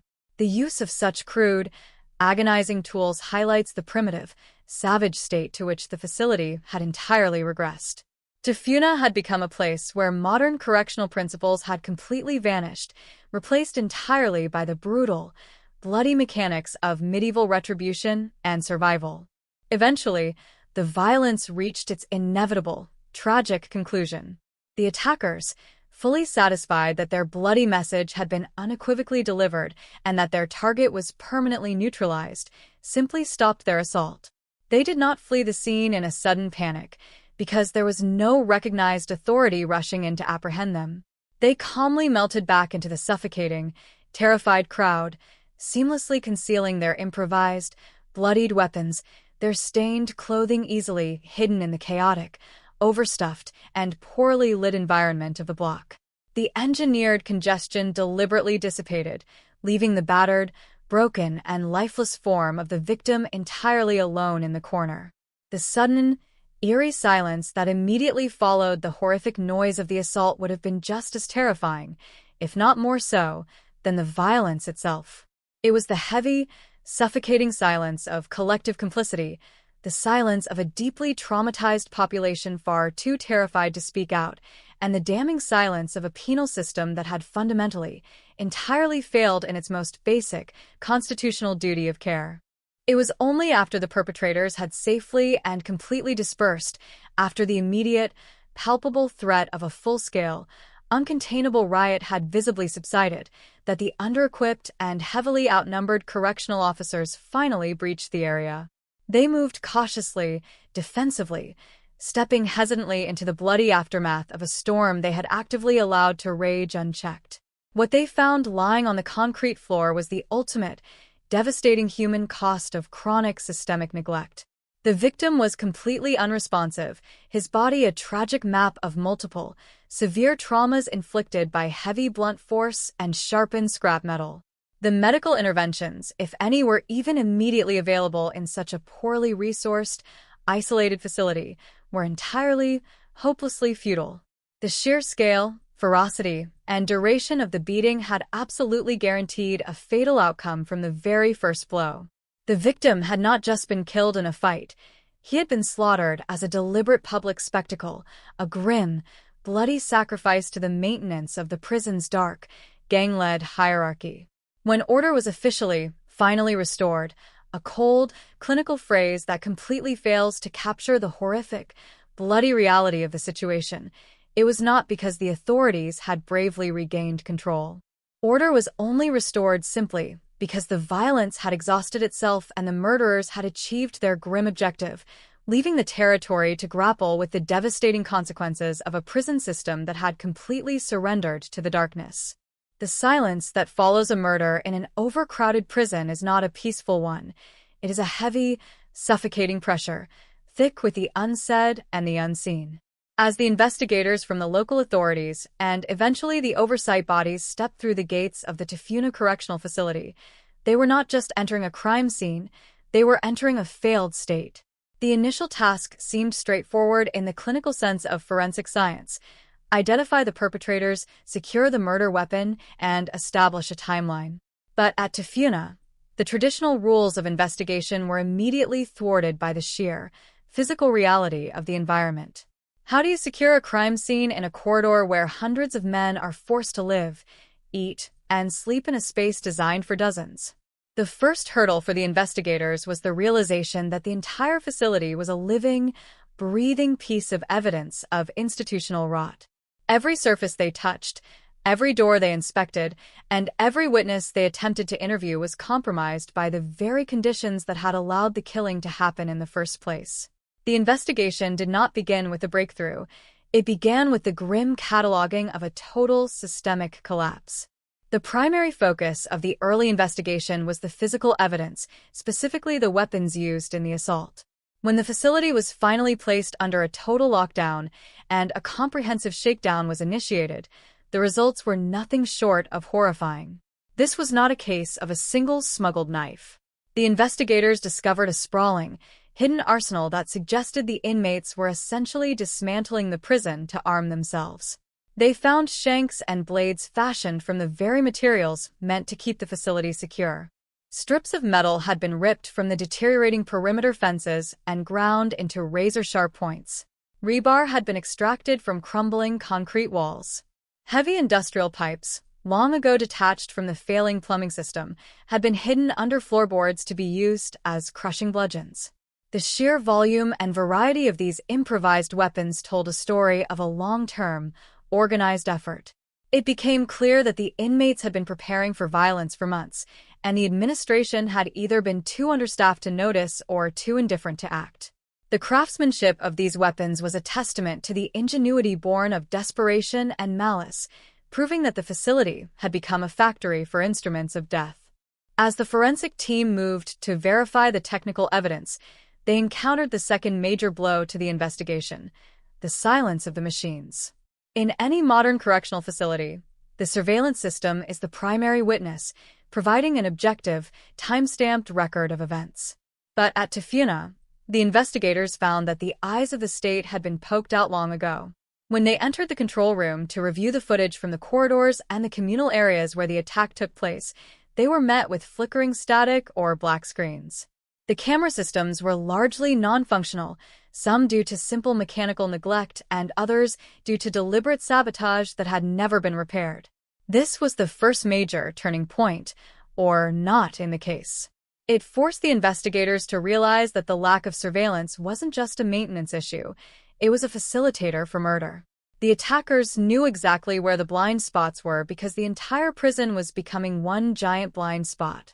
The absence of video evidence meant that the perpetrators had been granted a cloak of invisibility by the administration's failure to maintain basic security technology.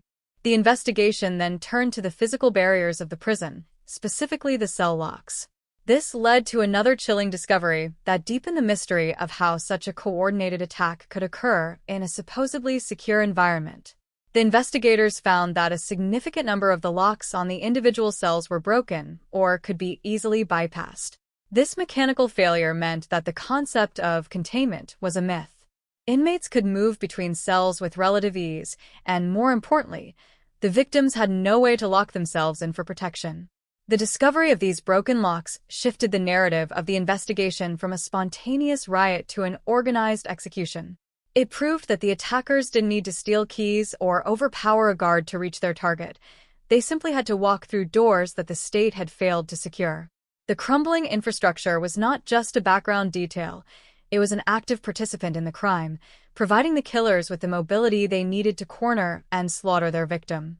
With no video evidence and a compromised physical environment, the investigators were forced to rely on human testimony, which brought them face-to-face with the code of silence that governed Tafuna.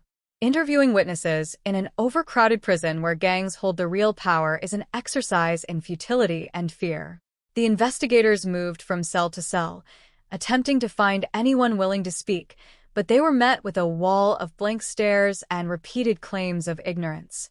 The inmates knew that the investigators would leave at the end of the day, but the gangs would remain. To speak was to sign one's own death warrant.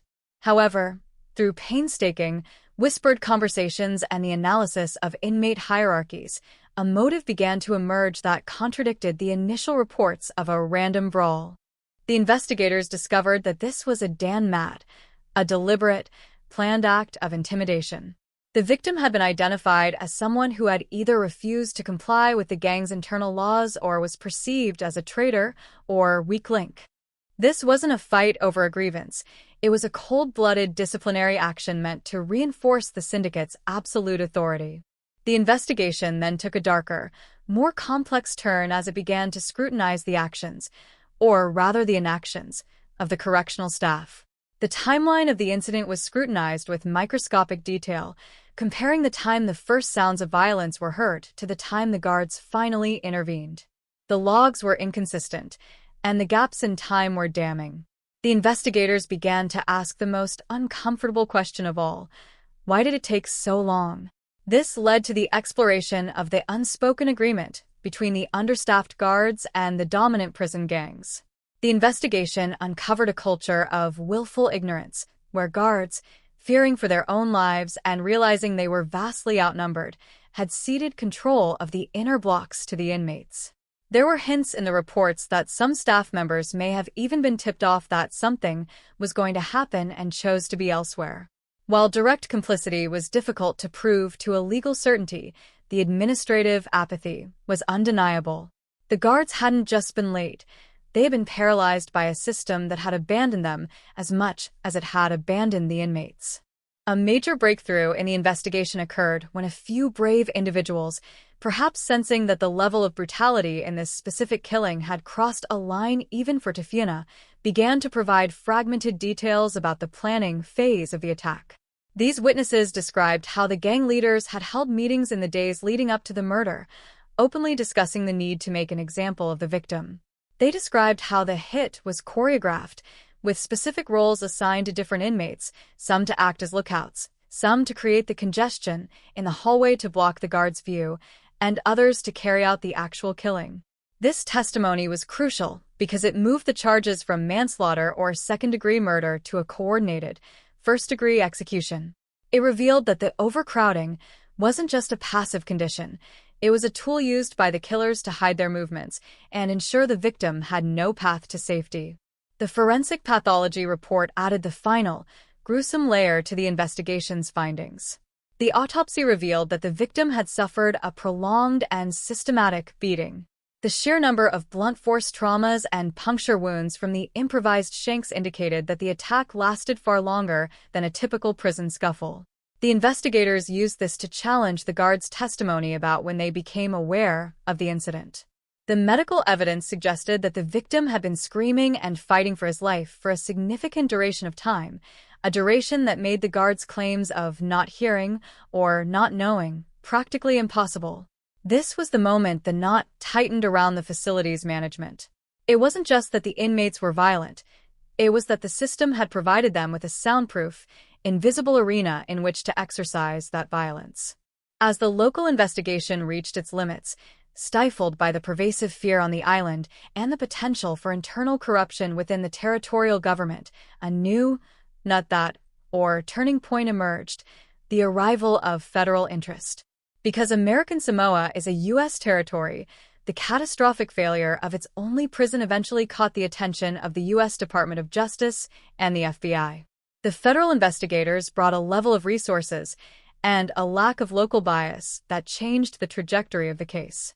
They didn't just look at who pulled the trigger or, in this case, who swung the pipe. They looked at the why of the entire system.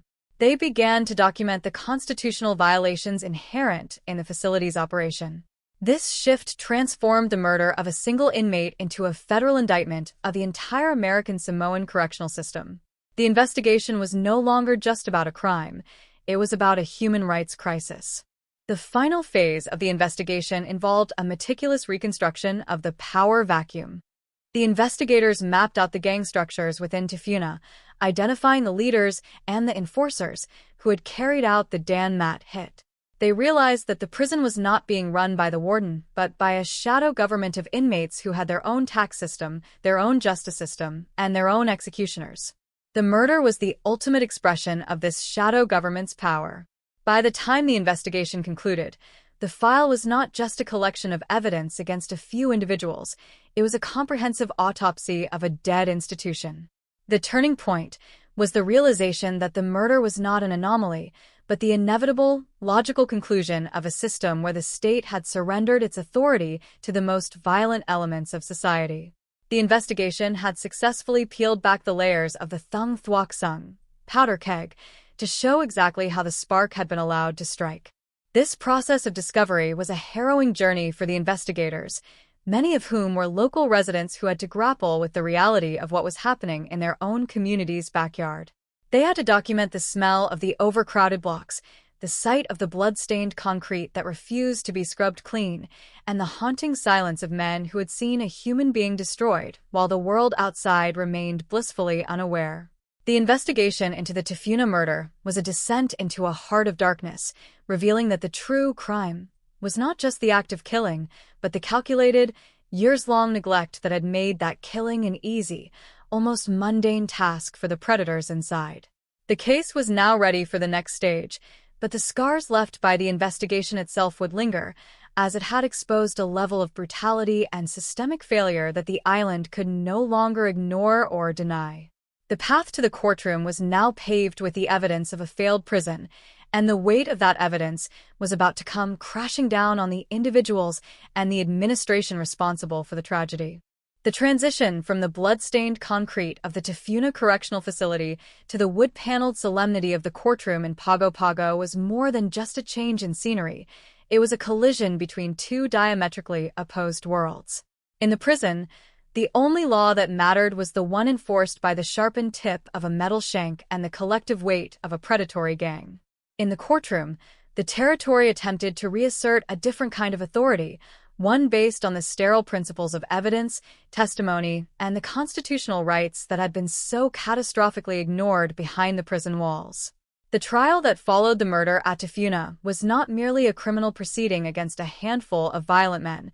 It was a public autopsy of a failed social contract. As the proceedings began, the air in the gallery was heavy with a profound sense of reckoning. The community, The victims' families and the government officials were forced to sit in the same space and listen to the minute-by-minute account of how a human being was systematically destroyed while the state stood by and watched. The prosecution strategy was built on the foundation of proving that this was not a chaotic brawl, but a cold-blooded, orchestrated execution. They had to dismantle the defense's likely narrative that the incident was an unfortunate byproduct of an overcrowded environment where tempers simply flared. To do this, the prosecutors leaned heavily on the forensic evidence and the few, tenuous testimonies they had managed to secure during the investigation. They presented the improvised weapons to the jury, the jagged pieces of fencing and the heavy, rusted pipes that had been meticulously transformed into instruments of death. These were not the tools of a man acting in a moment of sudden passion. These were the products of weeks of preparation. The prosecution argued that the existence of these weapons and the fact that they were concealed and then brought to a specific location at a specific time proved a high level of premeditation. The murder was a Dan Mat, a brutal disciplinary action designed to send a message of absolute gang dominance. The courtroom was forced to confront the reality that the killers had operated with a degree of organizational efficiency that the prison administration itself had failed to achieve. One of the most harrowing segments of the trial involved the testimony of the medical examiner. In a case defined by silence and systemic neglect, the victim's body provided the most eloquent and undeniable evidence of the horror he had endured. The examiner described a level of trauma that was difficult for the jury to process. It wasn't just the fatal blows, it was the sheer volume of injuries, a map of sustained, uninhibited rage. The report detailed defensive wounds on the victim's hands and arms, suggesting a desperate, futile attempt to ward off a swarm of attackers. The prosecution used this medical data to challenge the timeline provided by the prison staff. If the injuries were this extensive, the attack must have lasted significantly longer than the few minutes the guards claimed had passed before they were aware of a disturbance. The medical evidence pointed to a prolonged slaughter, a period of time during which the victim's screams would have been unavoidable to anyone within the block. This testimony created a chilling knot in the proceedings as it became clear that the victim's life was extinguished in a vacuum of intervention that was as much a part of the crime as the beating itself. The defense, faced with the overwhelming physical evidence of the brutality, often pivoted toward a strategy that put the system itself on trial. While they could not deny that their clients were involved, they argued that the defendants were products of an unsurvivable environment. They painted a picture of Tafuna as a gladiatorial pit, where the state had abandoned its duty to maintain order, leaving the inmates to create their own brutal means of survival. The defense argued that in a place where the guards would not protect you, where the locks were broken, and where you were packed 3 deep in a cell with rival gang members, violence was the only currency. This was a sophisticated, if controversial, attempt to shift the moral culpability from the individuals to the administration. They argued that the thung thuok sung, or powder keg of the facility, was bound to explode, and that their clients were simply the sparks caught in a fire the government had failed to contain. This narrative created a complex tension in the courtroom, as it forced the jury to consider whether individuals could be held fully responsible for their actions when the state had stripped away the very framework of a civilized society. However, the most significant obstacle for the prosecution remained the code of silence.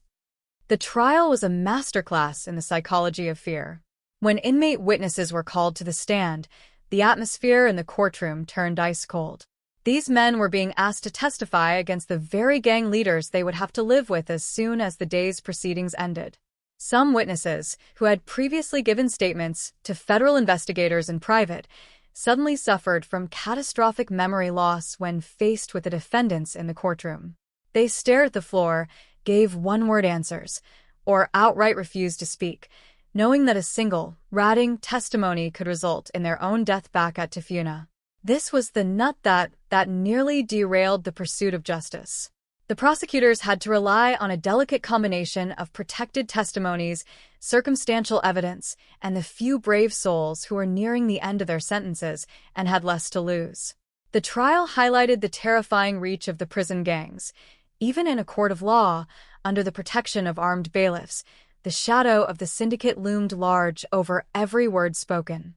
As the verdicts were finally read, there was no sense of triumph, only a grim confirmation of a tragedy. The primary perpetrators were convicted of first-degree murder and sentenced to life in prison, to be served in facilities far away from the island to break the power of their local affiliations. But the trial had a much broader impact than the sentencing of a few men. The evidence of systemic failure was so damning that it triggered an unprecedented intervention by the United States federal government. The U.S. Department of Justice, having monitored the proceedings and conducted its own parallel investigation into the civil rights violations at Tafuna, stepped in with the weight of federal law. This led to what is known as a consent decree, a legally binding agreement that placed the entire American Samoan correctional system under the supervision of a federal court. The trial had proven that the territory was incapable of policing itself, and the resulting federal oversight was a stinging rebuke to the local administration. The consent decree was the most significant result of the trial. It was a roadmap for radical change, mandated by a judge who now had the power to hold territorial officials in contempt if they failed to meet specific benchmarks.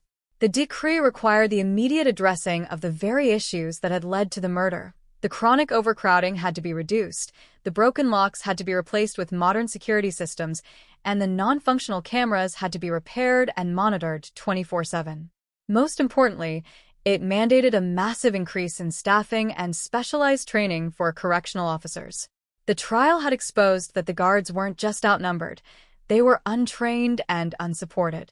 The federal intervention forced the territory to treat the prison not as a forgotten warehouse for people, but as a professional institution that required significant, ongoing investment.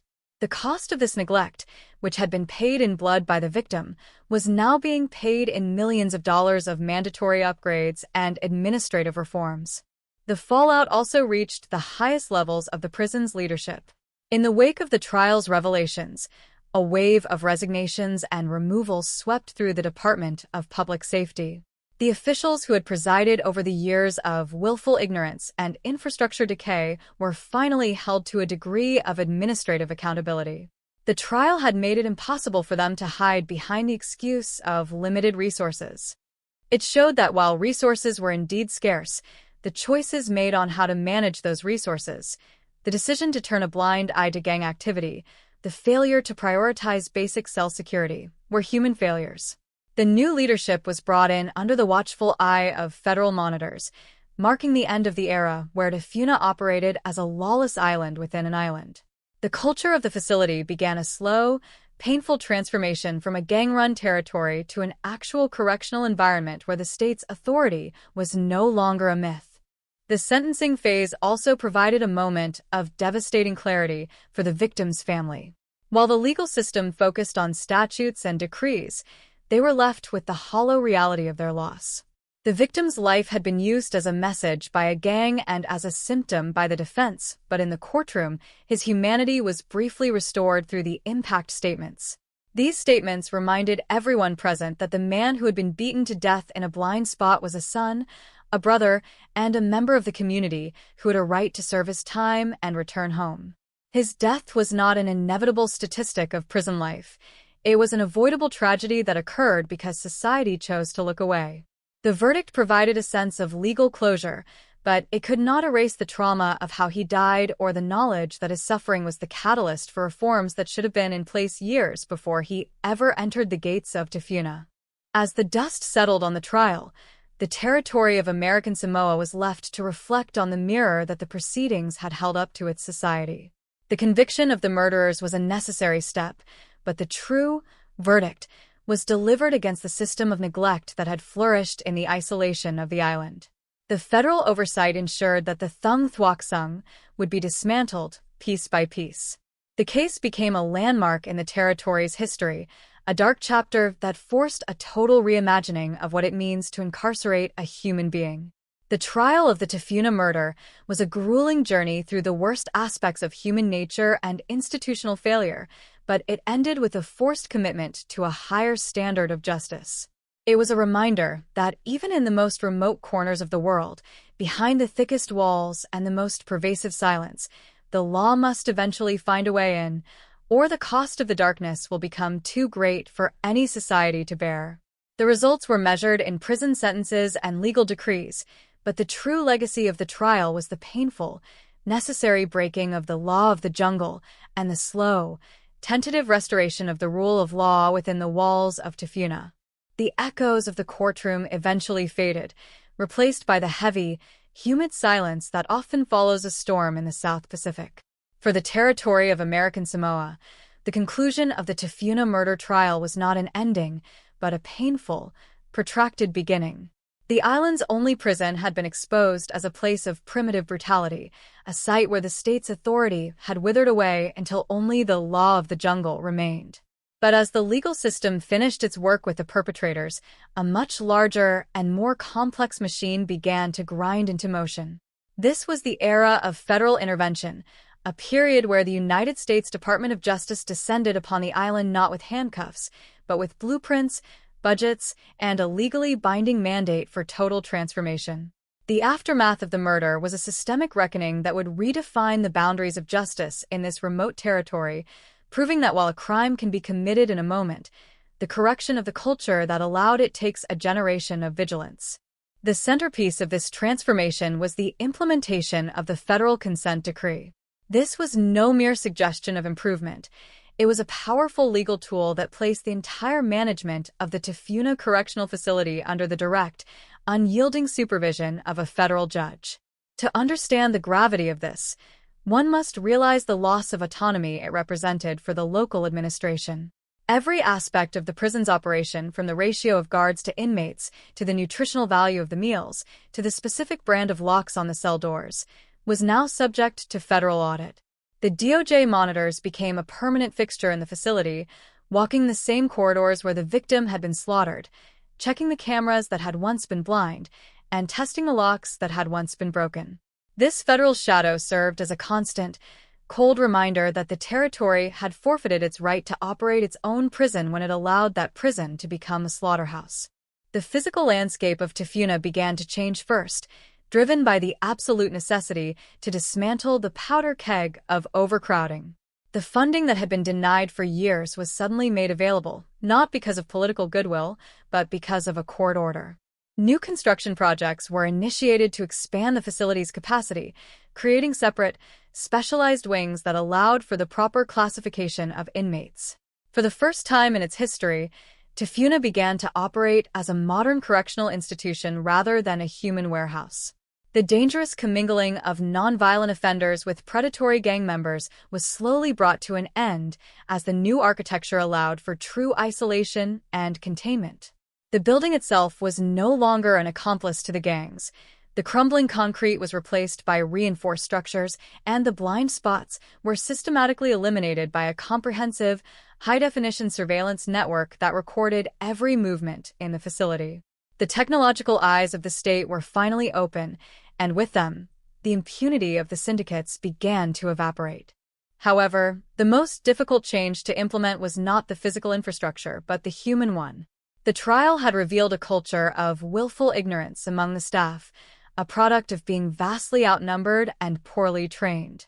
To fix this, the aftermath saw a total overhaul of the correctional officer program. The era of the unsupported guard was over. New recruits were subjected to rigorous training standards mandated by federal experts, focusing on riot control, de-escalation techniques, and the ethical obligations of their role. The administration sought to professionalize the force, moving away from a culture of survival-based compromise with gangs toward one of institutional dominance. Many of the old guard, who had been conditioned by years of neglect to look the other way, were replaced or retrained. The leadership of the facility was also purged, with new officials brought in who were held directly accountable to the federal monitors. This change in personnel was essential to breaking the unspoken agreement that had allowed the gangs to govern the cell blocks for so long. The impact of these changes on the inmate population was profound and immediate. As the state reclaimed the power vacuum, the influence of the gangs began to wane. When the locks actually worked, when the cameras were recording, and when there were enough guards to intervene in seconds rather than minutes, the law of the jungle lost its bite. The predatory syndicates found that they could no longer move with freedom or enforce their internal laws with the same terrifying impunity. The Dan Mat, or disciplinary hits that had once been a common, if hushed, occurrence became significantly more difficult to execute. The inmates who had once been the most vulnerable, those like the victim who had been targeted for being weak, found a measure of protection that had been non-existent during the 2000s. The prison was no longer a place where your survival depended solely on which gang you paid for protection. It was slowly becoming a place where the rules were set by the administration, and for the first time in years, those rules were being enforced. Yet, as the physical and administrative structures of Tafuna were rebuilt, the island community was left to grapple with the psychological legacy of the murder. The case had been a mirror held up to the territory's societal failures, showing what happens when a community ignores its most marginalized and incarcerated members. The out-of-sight, out-of-mind philosophy that had allowed Tafuna to rot for decades was no longer tenable. The murder had become a landmark event in American Samoan history, a dark reference point that politicians and community leaders used to argue for broader social reforms. It served as a grim reminder that a society is judged not by how it treats its highest members, but by the minimum standard of care it provides to those it has stripped of their liberty.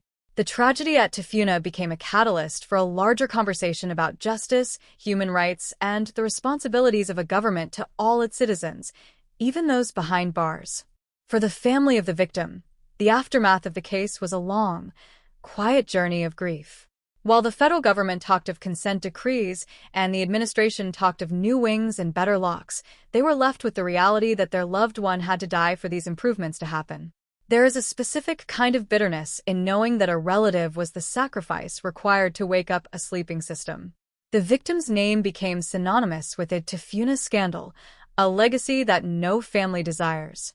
As the years passed and the prison became a more professionalized, secure institution, they were left to wonder why the state's duty of care only became a priority after a life was violently extinguished. Their loss remains the most poignant indictment of the 2000s-era neglect, a human cost that cannot be balanced by any amount of federal funding or administrative reform. Reflecting on the entire saga of the Tafuna murder, one is struck by the fragility of the social contract. In the isolated beauty of American Samoa, the prison had become a dark laboratory that proved a universal truth. When the state retreats, violence rushes in to fill the void. The Thung Thwak Sung was not just a result of overcrowding or broken locks, it was a result of a collective decision to look away. The murder was the logical conclusion of that withdrawal. It reminds us that the law of the jungle is always waiting just beneath the surface of civilization, ready to reassert itself the moment the lights go out and the guards stop watching. The tragedy at Tafuna was a failure of imagination as much as it was a failure of management, a failure to imagine that the people inside those walls were still human beings with a right to be safe from slaughter. Today, the Tafuna Correctional Facility stands as a very different institution than the one that existed 2 decades ago.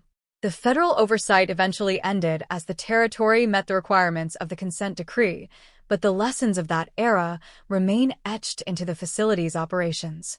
The new buildings, the functional surveillance, and the professionalized staff are all monuments to a hard-won lesson. The prison is no longer the lawless island within an island that it once was. However, the shadow of the 2000s still lingers in the institutional memory of the island. It serves as a warning to future generations of administrators and politicians that neglect has a price, and that price is usually paid by the most vulnerable. The peace that now exists within the walls is a manufactured one, held together by the very vigilance that was so catastrophically missing when the victim was alive. As we close the file on this case, we are left with a final, somber meditation on the nature of justice. We often think of justice as the act of catching and punishing a criminal, but the story of Tafuna suggests a broader definition. Justice is also the proactive maintenance of a safe environment. It is the presence of a working lock, the vigilance of a trained guard, and the refusal of a society to allow a power vacuum to be filled by predators. The murder of the inmate in the early 2000s was a crime committed by several men, but it was also a crime committed by an entire system of neglect. The aftermath, the federal intervention, the new construction, the administrative purge, was the state's attempt to atone for that crime. It was a slow, expensive, and necessary process of reclaiming the moral authority that had been lost on the cold concrete of a prison floor. The story of the Tafuna Correctional Facility is a true crime narrative that spans far beyond the act of a single killing. It is a story about the intersection of geography, politics, and human nature. It is a story about how an island's isolation can become a cage within a cage, and how a lack of resources can turn into a lack of humanity. Most of all, it is a story about the enduring importance of oversight. Without the intervention of the federal government, without the scrutiny of the courts, and without the recording of the cameras, the darkness at Tafuna might never have been brought to light. The victim's death was a tragedy that can never be undone, but the reforms it triggered saved countless other lives by ensuring that the law of the jungle would never again be the only law in American Samoa. In the end, the legacy of the case is a reminder that we are all responsible for what happens in the shadows we create, and that the true measure of our justice system is how we protect those who cannot protect themselves. The silence at Tafuna is now a different kind of silence, not the silence of fear or neglect, but the quiet, steady rhythm of a system that has finally learned the cost of looking away. The sun that rises over American Samoa today casts the same golden light over the Pacific that it did in the early 2000s, yet the island carries the weight of a transformed reality. To conclude our journey through the shadows of the Tafuna Correctional Facility, we must look beyond the ledgers of the courtroom and the physical barriers of the prison walls. We must examine the lingering resonance of this tragedy in the collective soul of a small, isolated community. In a place where the geography is defined by the vastness of the ocean, the stories we tell ourselves about justice and safety are the only anchors we have. The murder at Tafuna was not just a failure of a building or a budget. It was a rupture in the social fabric of the island, a moment when the communal trust was sacrificed at the altar of systemic indifference. As we stand in the present, looking back at the decades of reform that followed, we are forced to ask if a system can ever truly be healed, or if it simply learns to manage its scars with greater sophistication. The concept of a small island justice system is one defined by an unavoidable intimacy. In a territory like American Samoa, the distance between the citizen, the criminal, and the keeper of the law is often measured in family ties and shared history rather than clinical distance. This intimacy was the silent protagonist in the Tafuna tragedy. The guards who stood back during the assault were not just state employees. They were men who lived in the same villages as the gang leaders, men who went to the same churches, and whose children attended the same schools. This social proximity created a layer of pressure that is almost impossible to quantify in a federal report. The aftermath of the trial required the island to confront this uncomfortable truth, that the law of the jungle flourished because the law of the land was too entangled in the complexities of local life to be objective. The arrival of federal oversight was, in many ways, a forced professionalization that stripped away this intimacy, replacing it with a cold, necessary distance. It was a trade-off that the island had to make, the loss of total local autonomy in exchange for the basic safety of its incarcerated sons.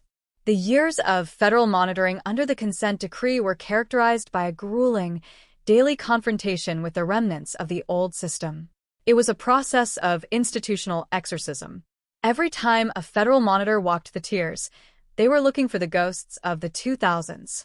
They were looking for the loose floorboards where weapons were once hidden, the flickering lights that once provided cover for violence, and the subtle cues of gang dominance that had once gone unchallenged.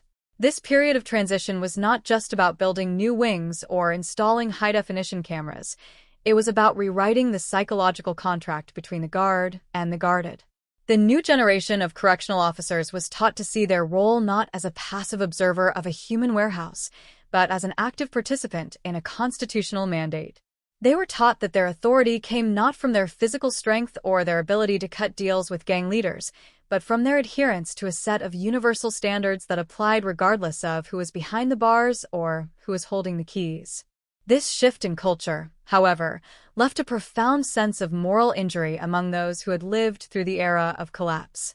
Many of the officers who were present during the years of neglect carried the burden of their inaction long after the facility was modernized. They were men caught between a failed administration and a predatory inmate population, forced to make impossible choices in an environment that had no right answers. The psychological fallout for the staff is often the forgotten chapter of true crime narratives. In the aftermath of the Tafuna murder, the community had to grapple with the reality that their own brothers and cousins had been placed in a situation where their humanity was eroded by the very system they were meant to uphold. The reforms aimed to ensure that no future officer would ever be forced into that same corner of paralyzing fear and administrative abandonment. The new Tafuna was designed to be a place where the state's presence was so robust and so transparent that the crushing weight of individual compromise was finally lifted. The physical remnants of the old Tafuna were eventually dismantled, but their absence left a different kind of void. The sections of the prison that had become synonymous with the blind spots and the powder keg were torn down and replaced with sterile, efficient spaces. Yet, for those who survived that era, the memory of the old concrete remains a phantom limb. There is a specific kind of trauma associated with a place that has seen such concentrated, ignored suffering. Even as the facility became a model of territorial correction, the air within those walls seemed to retain a different density. The inmates who remained in the system during the transition became the bridge between the two worlds. They were the ones who could point to a newly painted wall and tell you exactly where a man once screamed for help that never came.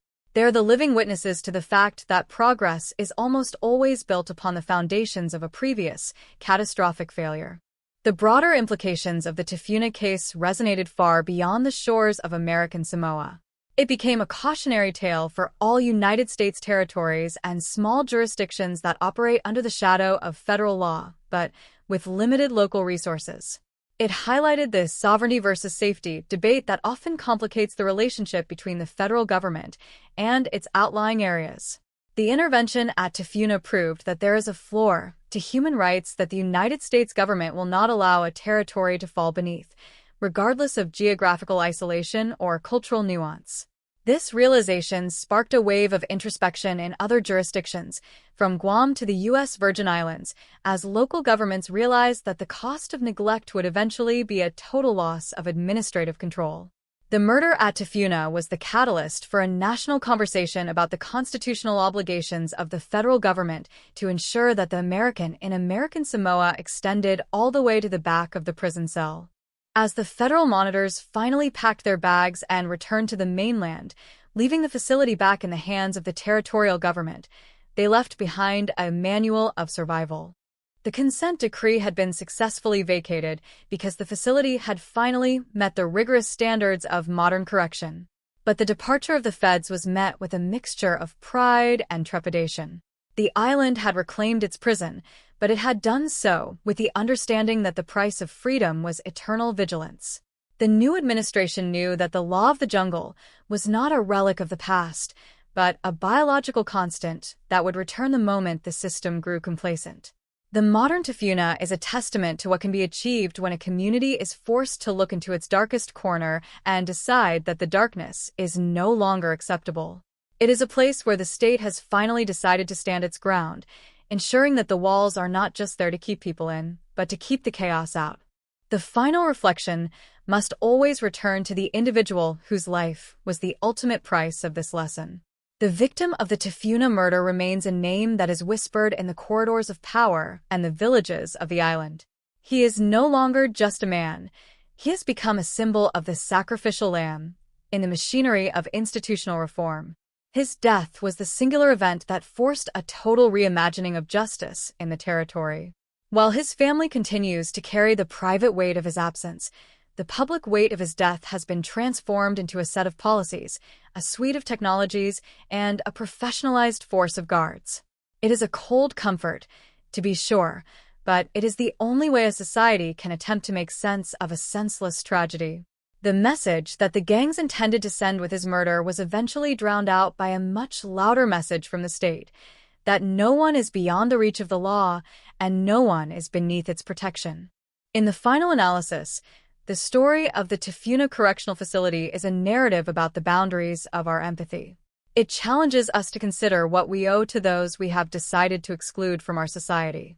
It forces us to acknowledge that when we lock a door, we are responsible for what happens on the other side of it. The murder in the 2000s was a moment of profound moral failure, a time when a community and a government collectively decided that some lives were not worth the cost of a working lock or a functional camera. The journey out of that darkness was long, expensive, and painful, but it was a journey toward a more honest version of ourselves. The waves still crash against the shores of Tafuna, and the tropical sun still beats down on the concrete, but the air inside is different now. It is the air of a place that has seen the worst of what we can be and has committed itself to being better. As we sign off from this exploration of a tragedy in the South Pacific, we are left with the image of a prison that is no longer a warehouse, but a sentinel. The Thung Thuoc Sung has been dismantled, and the law of the jungle has been pushed back into the shadows where it belongs. The story of Tafuna is a reminder that justice is not a destination we reach and then abandon. It is a constant, difficult work of maintenance. It is the sound of a key turning in a lock that actually works, the sight of a guard who is no longer afraid, and the knowledge that even in the most isolated corner of the world, a human life is never a statistic. The victim of Tafuna was a man who died in the dark, but in the end, his story brought the light. And in that light, we can finally see the path toward a justice that is as vast and as deep as the ocean that surrounds the island. This is the final word on the darkness at Tafuna, that the light eventually found its way in, and though it came too late for one man, it ensured that for the thousands who followed, the darkness would never be absolute again. The legacy of this case remains a testament to the power of truth and the necessity of reform. It stands as a warning to every jurisdiction that the cost of neglect is always higher than the cost of care. In the quiet moments of the island's evening, when the trade winds blow through the palms and the lights of the facility twinkle on the horizon, the people of American Samoa can know that their system has been tested by fire and has come out stronger. The ghosts of the past are still there, but they are no longer in charge. The law has returned to Tafuna, and with it, a measure of peace that was once thought impossible. The ocean remains, the isolation remains, but the fear, the paralyzing, systemic fear of the 2000s has finally been washed away by the tide of change. This is the end of our story, but for the territory, it is the beginning of a new chapter where safety is a right, not a luxury, and where the walls truly serve the people they were built to protect. The narrative of the Tafuna Correctional Facility does not end with the final gavel of the trial or the signing of a federal document, for in the world of true crime, the true conclusion is found in the long, quiet years that follow a catastrophe. To understand the full scope of what happened in American Samoa, we must look at the lingering shadows of the 2000s and how they continue to define the territory's relationship with justice. Part 8 of this story is not about the blood on the floor or the shouts in the night, but about the profound, heavy silence of an institution that has been forcibly reborn. It is a meditation on the permanence of institutional memory and the heavy price of a lesson that had to be written in the most tragic way possible. When we look at the Tafuna of today, we are seeing a structure built upon the failures of the past, a facility that serves as a living monument to a man who died because the world chose to look away. This final chapter explores the ultimate legacy of the murder, the transition from a lawless, Thung Thuoc Sung, to a place where the state's authority is no longer a suggestion, but a rigid, unyielding reality.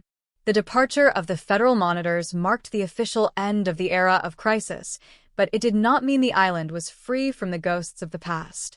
The consent decree was more than just a legal mandate. It was a psychological anchor that had held the territory accountable for nearly a decade. When that anchor was finally lifted, it left a void that had to be filled by local will and indigenous management. The greatest challenge in the aftermath was ensuring that the law of the jungle did not creep back into the hallways the moment the federal government turned its back. This required a level of internal discipline that had never before existed in the American Samoan correctional system. The new leadership had to maintain the rigorous standards of the federal era while navigating the complex, intimate social dynamics of a small island. It was a delicate balancing act, maintaining the distance required for professional security while living in a community where everyone knows everyone else's name. This tension remains the defining characteristic of the modern Tafuna, a constant reminder that the professionalization of justice is a continuous, exhausting effort that can never be considered truly finished. The physical transformation of the prison is perhaps the most visible legacy of the tragedy. Where there were once broken locks and porous boundaries, there is now a fortress of modern engineering. The expansion of the facility, funded by the millions of dollars mandated by the federal courts, allowed for a level of inmate classification that was once unthinkable.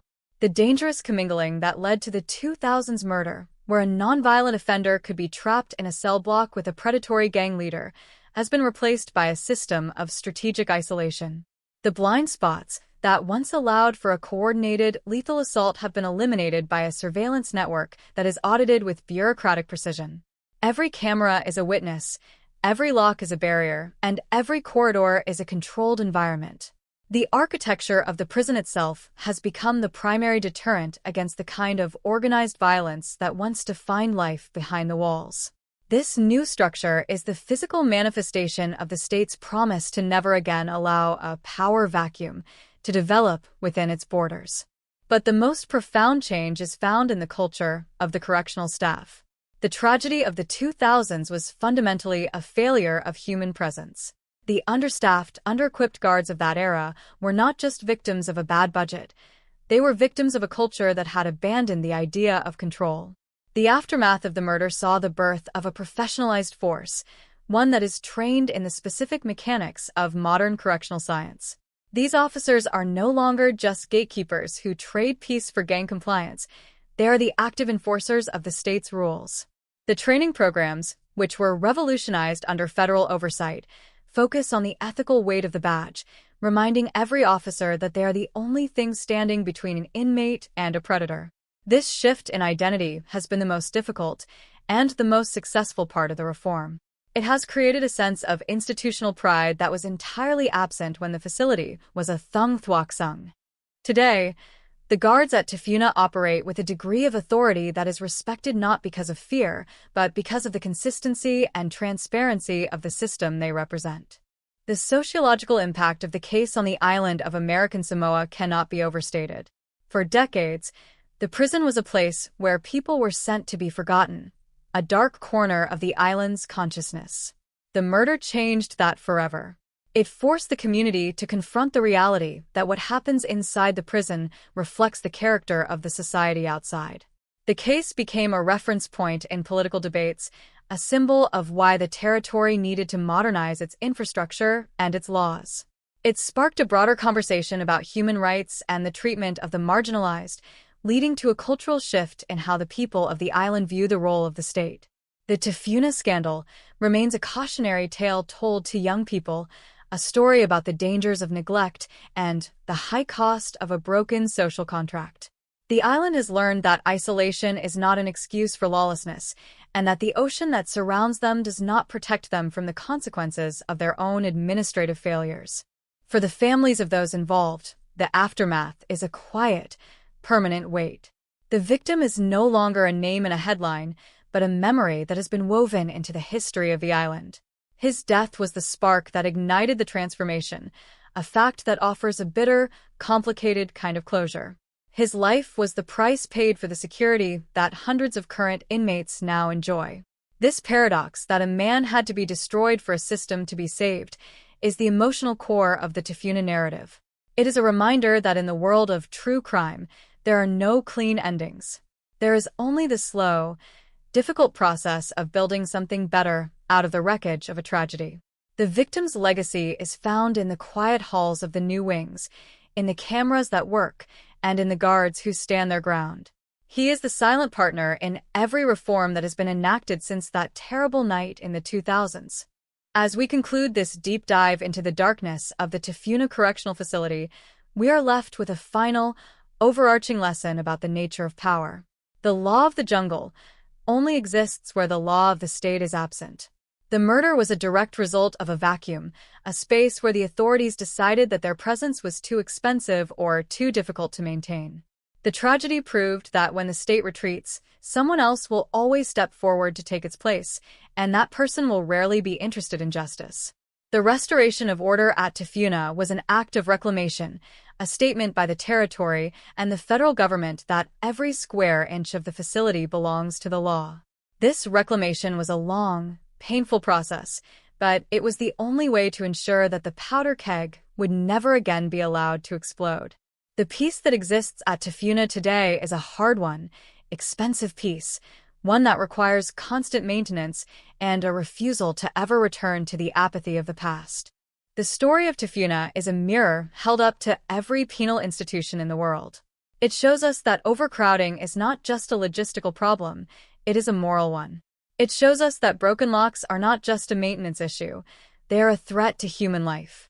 It shows us that when we lock a person away, we do not absolve ourselves of our responsibility to them. We increase it. The territory of American Samoa had to learn this lesson in the most devastating way possible, but they did learn it. They took a failed, violent, and neglected warehouse for human beings and turned it into a functioning, professionalized correctional facility. This transformation is a testament to the power of oversight and the necessity of accountability. It proves that even the most broken system can be fixed if there is a sufficient combination of legal pressure, public will, and financial investment. As the waves continue to break against the shoreline of Tutuila, the Tafuna Correctional Facility stands as a sentinel on the hill. It is no longer the place of terror that it was in the 2000s. The screams that once echoed through its corridors have been replaced by the steady, bureaucratic hum of a modern institution. But the memory of those screams must never be allowed to fade.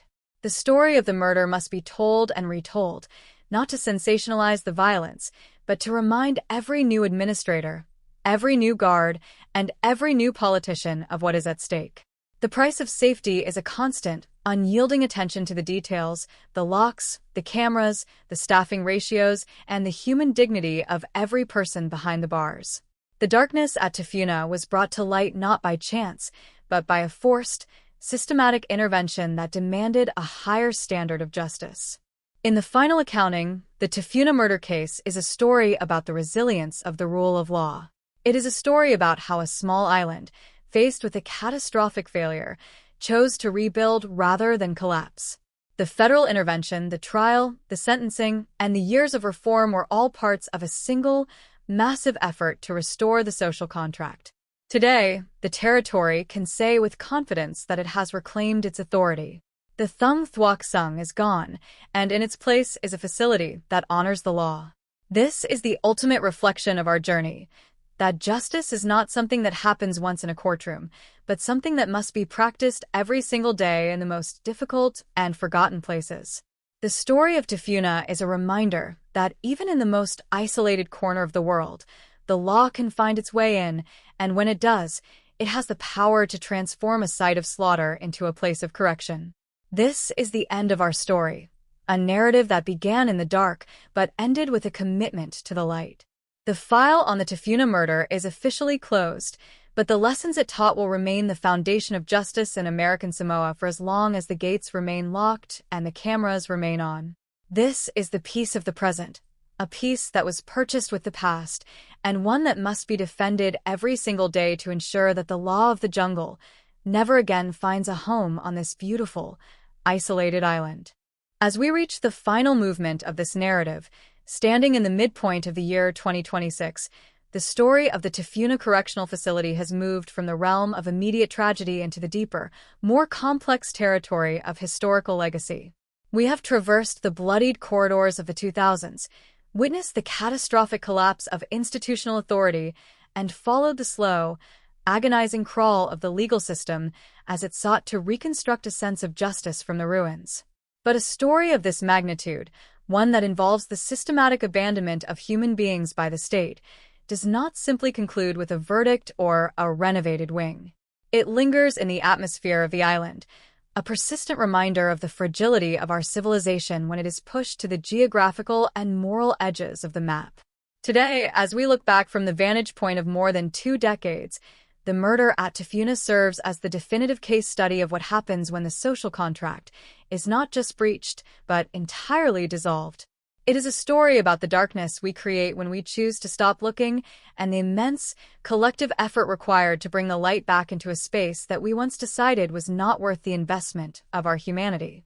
To understand the Tafuna of the present, one must first appreciate the profound psychological shift that has occurred within the community of American Samoa. For a long time, the prison was a blind spot in the collective consciousness of the territory.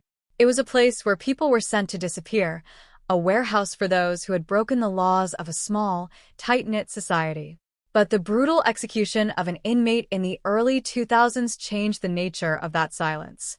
It was no longer the silence of peace, but the silence of a shared secret that had become too loud to ignore. The legacy of that era is a new, perhaps more cynical, but certainly more vigilant understanding of power. The people of the island now understand that their institutions are not self-sustaining. They are fragile ecosystems that require constant, transparent maintenance. The murder transformed the prison from an isolated facility into a central pillar of the island's political and ethical identity. It is no longer possible to speak of justice in American Samoa without acknowledging the blood that was shed because the locks were broken and the cameras were dark. The physical reality of the facility in 2026 is a testament to the power of radical accountability.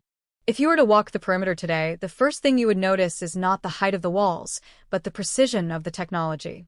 The Thung Thuok Sung, or powder keg of the past, has been replaced by an environment defined by data and visibility. Every door, every movement, and every interaction is now part of a digital record. The federal monitors who once lived in the facility have left behind a blueprint for institutional sobriety, a way of running a prison that prioritizes the cold, hard facts of safety over the dangerous, intimate compromises of the past. The facility now operates with a level of professionalism that mirrors the best practices of the mainland, but it does so with a uniquely Pacific sensitivity. The lessons learned from the law of the jungle have been codified into a set of operating procedures that ensure no inmate, regardless of their crime or their affiliation, is ever again left entirely at the mercy of a predatory gang. However, the most enduring result of the Tafuna tragedy is found in the way the territory handles the concept of vulnerability. In the 2000s, vulnerability was a death sentence. To be unaffiliated, to be labeled a weak link, or to be a traitor to the gang-run hierarchy was to be marked for destruction. Today, the system is designed to identify and protect those exact individuals. The classification protocols that were mandated by the federal courts have become the backbone of the prison's administration. By recognizing that some inmates are inherently more at risk than others, the state has finally fulfilled its constitutional duty of care. The victim of that era, the man whose name has become a symbol for the abandoned inmate, did not die for a new building. He died for a new way of seeing the person behind the bars. The humanity of the prisoner is no longer a philosophical debate in American Samoa. It is a logistical requirement. The state has learned that if it does not protect the most vulnerable person in its care, it loses the moral authority to incarcerate anyone at all. We must also consider the role of the outside observer in the healing of Tafuna. The intervention of the U.S. Department of Justice was a profound moment of systemic humility for the territory. It was an admission that local knowledge and local traditions, while vital to the island's identity, were not enough to run a modern penal institution. The federal presence acted as a mirror, reflecting back to the territory the gruesome reality of what its neglect had produced. This external gaze was the only thing that could break the code of silence that had protected the gangs and the negligent administrators for so long. As we reflect on this in 2026, the case of Tafuna serves as a powerful argument for the necessity of independent oversight. It reminds us that every institution, no matter how remote, must be answerable to a higher standard of conduct. The sovereignty of the island was not diminished by the federal intervention. It was strengthened, as it forced the local government to build a system that was actually worthy of its people. The Code of Silence itself, which was the most formidable obstacle in the search for justice, has been systematically dismantled by a new culture of institutional transparency. The fear that once paralyzed the witnesses and the guards has been mitigated by a system that prioritizes protection and accountability. In the 2000s, the gangs were the only ones offering security to the inmates, albeit at a terrifying price. Today, the state has reclaimed that role. When the administration is the primary provider of safety, the power of the syndicate evaporates. The murder at Tafuna proved that gangs only flourish in the shadows left by the state. By illuminating every corner of the facility with cameras, professionalized staff, and legal oversight, the territory has effectively starved the law of the jungle of the oxygen it needs to survive. The culture of the prison has shifted from one of conspiracy to one of compliance, a change that has saved countless lives in the 2 decades since the tragedy. As a scriptwriter of true crime, I am often asked what the ultimate point of these stories is.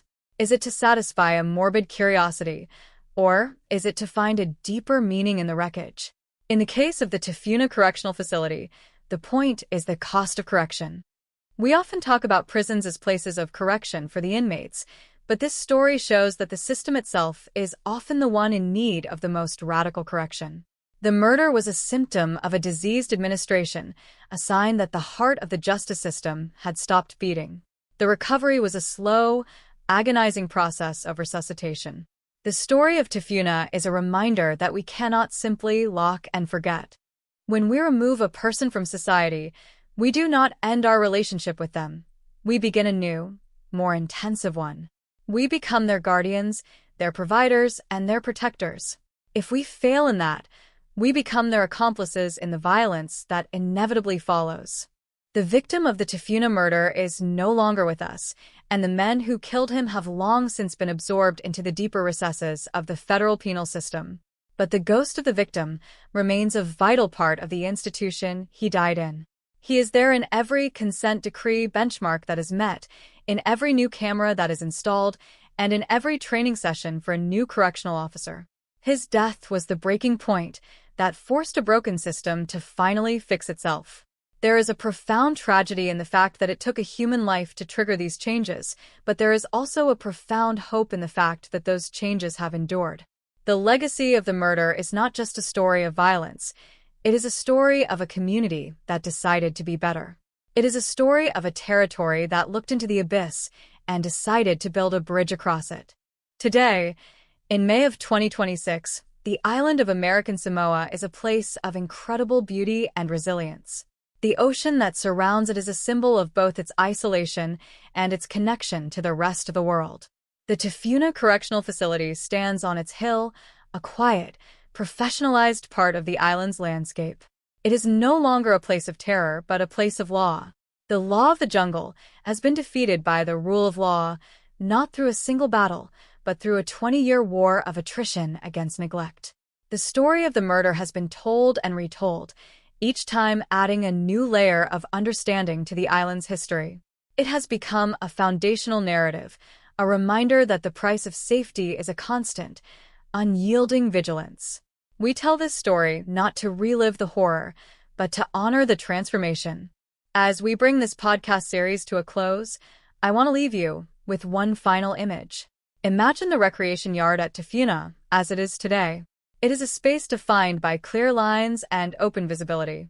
There are guards present, moving with the quiet confidence of people who are no longer outnumbered. There are cameras recording the scene from multiple angles, their lenses gleaming in the tropical sun. And there are inmates, men who are serving their time in an environment that is firm but fair. They are no longer living in a thùng thuốc súng. They are living in a facility that recognizes their humanity, even as it punishes their crimes. This is the peace that was purchased with the tragedy of the 2000s. It is a fragile, expensive, and necessary peace. The story of the Tafuna murder is a journey from the heart of darkness back into the light of the law. It is a reminder that no place is too remote for justice, and no person is too vulnerable to be protected. The silence that now exists at Tafuna is the silence of a system that is working. It is the silence of a lock that clicks shut because it was designed to, not because a gang leader ordered it. It is the silence of a camera that is recording, even when no one is watching. And it is the silence of a community that has finally found the courage to look into its darkest corners and say, never again. This is the end of our narrative, but the work of maintaining that never again continues every single day, in every cell, in every corridor, and in every heart that beats behind the walls of Tafuna. We thank you for joining us on this deep, difficult exploration of the Tafuna Correctional Facility. We hope that by shining a light on this dark chapter of Pacific history, we have contributed in some small way to the radical accountability that the victim deserved. The files are closed, the verdicts are in, and the system has been rebuilt. But the memory of the 2000s remains, a silent sentinel, a warning, and a promise that the darkness will never be allowed to return. This is the final word on Tafuna, that the light of justice, though it may be delayed by isolation and neglect, will always find its way in, and once it does, it has the power to transform even the most broken of places into a site of enduring peace.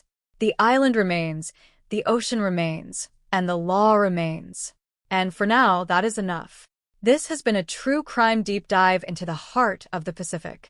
Good night, and may we all remain vigilant in the pursuit of a justice that leaves no one behind in the shadows. The final meditation on the Tafuna Correctional Facility must address the most difficult question in any true crime investigation. How does a society truly move on from a localized apocalypse of its own making? In the years following the massive federal overhaul, American Samoa had to do more than just build new walls and install new cameras. It had to confront the lingering trauma that had seeped into the very soil of the island. When a single prison is the only destination for every offender in a small territory, the boundary between the inside and the outside becomes dangerously thin. The men who were victims, the men who were perpetrators, and the men who were negligent bystanders all returned to the same small villages and sat in the same church pews. This social reality meant that the aftermath of the murder was not just a legal process, but a communal one. As we stand here in 2026, we can see that the true legacy of the Tafuna tragedy is found in the way the island has chosen to remember its own darkness. The story has moved from the headlines of a scandal into the folklore of a territory, serving as a permanent warning that the price of collective silence is eventually paid in human blood. The transformation of the prison's internal ecosystem from a gang-led hierarchy to a state-governed institution is a process that scientists might call succession. Just as a forest slowly regrows after a devastating fire, the culture of Tafuna had to be rebuilt inch by inch. The Thung Thuok Sung, or powder keg, was dismantled by the relentless application of bureaucratic order. In the 2000s, the facility was a place of high-stakes, life-and-death improvisation. Today, it is a place of boring, predictable routine. And in the world of corrections, boredom is the ultimate victory. The lack of incidents is the highest praise an administrator can receive. This predictability was the most expensive thing the territory ever bought. It cost millions of dollars in federal mandates and decades of administrative reform, but its value is found in the lives that were not lost, the beatings that did not happen, and the screams that were never uttered. The law of the jungle was not defeated by a more powerful gang, but by the overwhelming, persistent presence of the rule of law. One of the most profound shifts in the 2026 era is the role of the community in the oversight of the prison. During the height of the violence, Tafuna was a black box, a place where things happened that no one spoke of. The federal intervention forced a degree of transparency that had been entirely alien to the local government. This transparency eventually became a habit. Today, there are civilian oversight committees and regular public reports on the conditions of the facility. The community has learned that locking them away is not an act of erasure, but an act of ongoing responsibility. The murder of the inmate in the early 2000s was the catalyst for this realization. It proved that if the public does not watch the prison becomes a mirror of the most violent parts of the public. The radical accountability that was once forced upon the island by the Department of Justice has now been internalized as a local value. The people of American Samoa no longer tolerate a blind spot in their justice system because they know exactly what grows in the dark. Furthermore, the professionalization of the correctional officers has created a new social class within the territory. In the past, being a guard at Tafuna was often seen as a job of last resort, a dangerous and thankless task performed by men who were often just as trapped as the inmates they watched. The federal reforms turned this job into a career. Today's officers are trained professionals who view themselves as the frontline defenders of the territory's constitutional standards. This shift in identity has had a ripple effect across the island. The unspoken agreement between guards and gangs was broken not just by better locks, but by a sense of professional dignity. An officer who views himself as a professional is much harder to intimidate or corrupt than one who views himself as a victim of a broken system. The guards at Tafuna are now part of the solution rather than a passive part of the problem, a change that has fundamentally altered the power dynamics within the facility. As we look at the broader historical context, the Tafuna murder case stands as a landmark in the evolution of American colonial law. It highlighted the unique challenges of maintaining federal standards of human rights in a territory that is geographically and culturally distinct. The case proved that the Constitution of the United States is not a local option, but a universal requirement in every jurisdiction that flies the flag.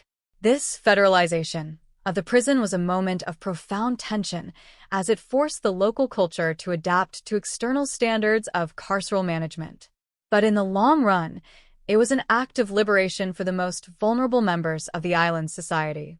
The weak links and the unaffiliated inmates who were once the targets of gang hitmen are now protected by the same legal framework that protects citizens in New York or Los Angeles.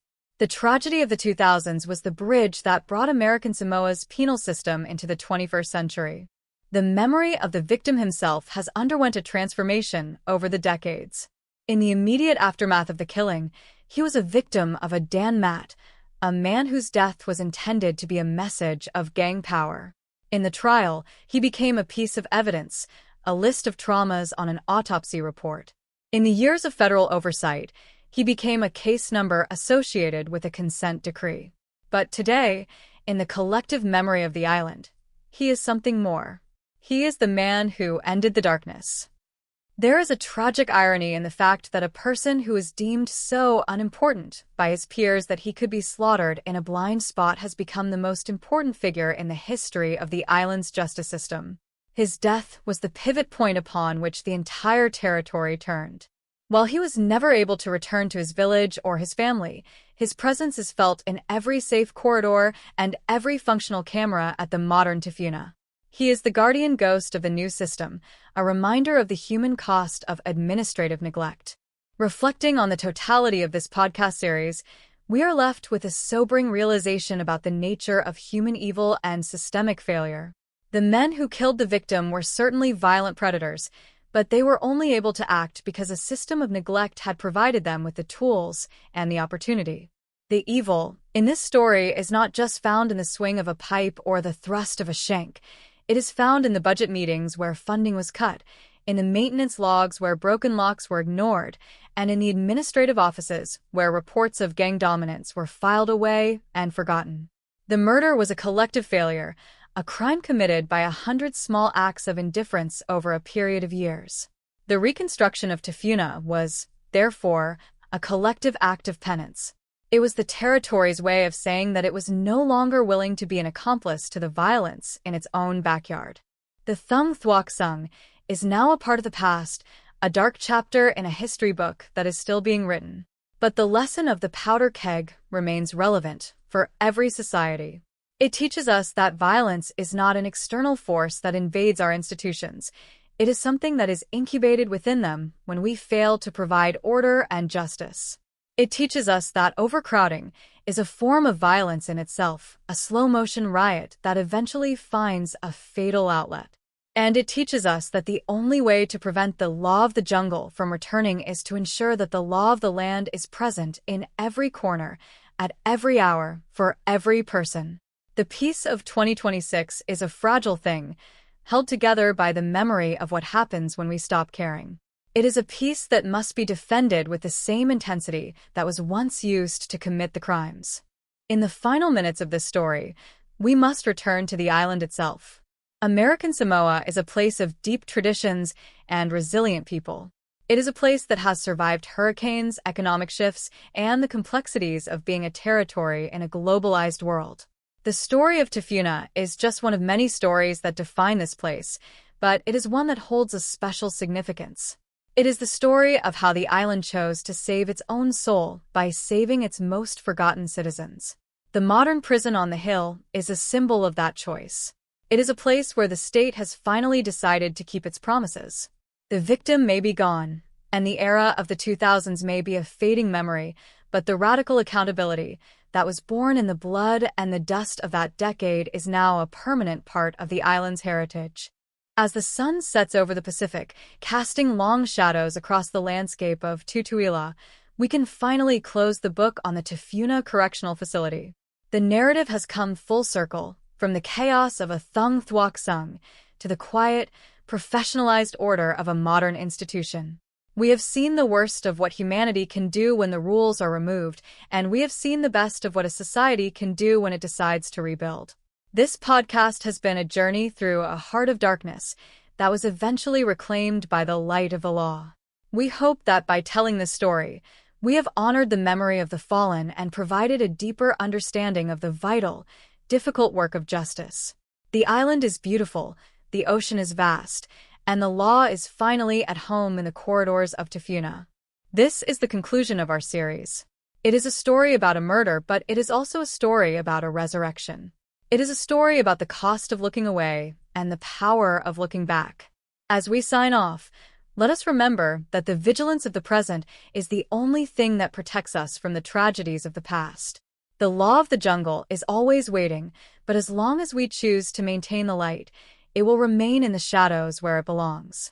The Tafuna Correctional Facility is now a place of hope, a place of order, and a place where a man can serve his time and expect to return to the world he left behind. That is the ultimate goal of any justice system, and it is a goal that was finally achieved through the sacrifice of one man and the collective effort of an entire territory. The darkness is lifted, the cameras are on, and the locks are secure. Good night, American Samoa, and may the lessons of Tafuna never be forgotten. This is the final word. The narrative is complete. The truth has been spoken. And the justice that was once a dream in the 2000s is now the reality of 2026. We leave you with the quiet, steady rhythm of a system that is finally working, a system that has learned that no one is beyond the reach of mercy, and no one is beneath the protection of the law. The silence at Tafuna is no longer the silence of fear. It is the silence of a peace that was won through the hardest of lessons. And in that silence, we find the true meaning of justice. The journey is over, but the vigilance continues. This has been the story of Tafuna, a true crime narrative that changed an island forever. Goodbye, and stay watchful. The light is always worth the cost. The ultimate testament to the transformation of the Tafuna Correctional Facility lies in the granular reality of its daily operations as we observe them in the year 2026. To conclude this exhaustive chronicle of systemic failure and hard-won redemption, we must look at the final layer of the narrative, the institutionalization of memory. A prison is more than a physical structure. It is a repository of a society's failures and its attempts at rectification. The murder that occurred in the early 2000s served as a brutal, clarifying mirror for American Samoa, but the reflection it cast was only useful if the island refused to look away once the immediate crisis had passed. Today, the facility operates under a philosophy of active vigilance, a term that replaced the passive neglect of the previous generation. This philosophy recognizes that the law of the jungle is not an ancient relic but a biological and sociological constant that waits at the threshold of any institution where the light of accountability is dimmed. The modern Tafuna is a fortress built not just of concrete and steel, but of rigorous protocols designed to ensure that the powder keg conditions of the past are never again allowed to coalesce. One of the most profound markers of this new era is the professionalization of inmate classification and movement. In the years leading up to the tragedy, the facility was a chaotic blur of human bodies, a place where the violent and the vulnerable were tossed into a singular, overcrowded pit. This lack of distinction was the primary weapon of the gangs. It provided them with a steady supply of targets and a dense forest of bodies in which to hide their crimes. Today, the classification system is a precise, data-driven science. Each individual who enters the gates is subjected to a comprehensive risk assessment that dictates their placement, their associations, and their level of supervision. The blind spots have been eliminated not just by the cameras on the walls, but by the administrative clarity of knowing exactly where every person is and who they are with at all times. This shift from containment to management is the fundamental difference between the Tafuna of the 2000s and the Tafuna of today. It is a system that understands that safety is not a byproduct of locks alone, but of the intelligent application of authority. The role of the correctional officer has also undergone a final, permanent evolution. The guards who once stood back in fear during the fatal assault have been replaced by a force that is trained to be the moral center of the facility. The training curriculum in 2026 focuses heavily on the psychology of incarceration and the specific dynamics of Pacific Island societies. These officers are taught to recognize the subtle shifts in atmosphere that precede a disturbance, the hushed tones of a brewing conspiracy, and the telltale signs of inmate distress. They are no longer isolated figures at the perimeter. They are active, engaged presence in the communal blocks. The ratio of staff to inmates, once a source of terrifying imbalance, is now maintained at levels that allow for meaningful supervision. This human presence is the ultimate deterrent to organized violence. When the state is represented by professional, well-equipped, and ethically grounded individuals, the predatory power of the gang leader is rendered obsolete. The unspoken agreement of the past has been replaced by a clear, transparent hierarchy where the law of the land is the only law that matters. As we reflect on the legal legacy of the case, the consent decree stands as a landmark of federal territorial cooperation. While it was initially viewed as an intrusion upon local sovereignty, it is now remembered as a necessary intervention that saved the territory from itself. The federal monitors did more than just audit the books. They planted the seeds of a new administrative culture. They taught the local government how to argue for budgets based on safety requirements rather than political convenience. They showed that a prison is not a drain on resources, but a vital piece of public infrastructure that requires constant investment to prevent catastrophic social costs. The closure of the federal oversight period was not a return to the old ways, but a graduation into a new era of self-governance. American Samoa proved that it could maintain these high standards on its own, turning a dark chapter of colonial oversight into a story of local empowerment and institutional maturity. The community's relationship with the prison has also been permanently altered. In a small island society, the prison is never truly away. The inmates are brothers, cousins, and neighbors. The tragedy of the 2000s forced the families of American Samoa to realize that they could not remain indifferent to the conditions of the facility without risking the lives of their own kin. This led to a rise in family advocacy and community-based support programs that bridge the gap between the prison and the village. Today, the inside is no longer a mystery. There are vocational training programs, educational initiatives, and religious services that involve members of the community, creating a level of transparency that acts as a natural safeguard against abuse. The code of silence that once protected the killers has been broken by a culture of communal accountability. When the community is invested in the rehabilitation of the inmate, the prison ceases to be a warehouse for the forgotten and becomes a place of genuine social correction. We must also acknowledge the technological revolution that has occurred within the walls. In the 2000s, the cameras were blind and the locks were broken, creating a theater of impunity for the gangs. In 2026, the facility is a hub of integrated security technology.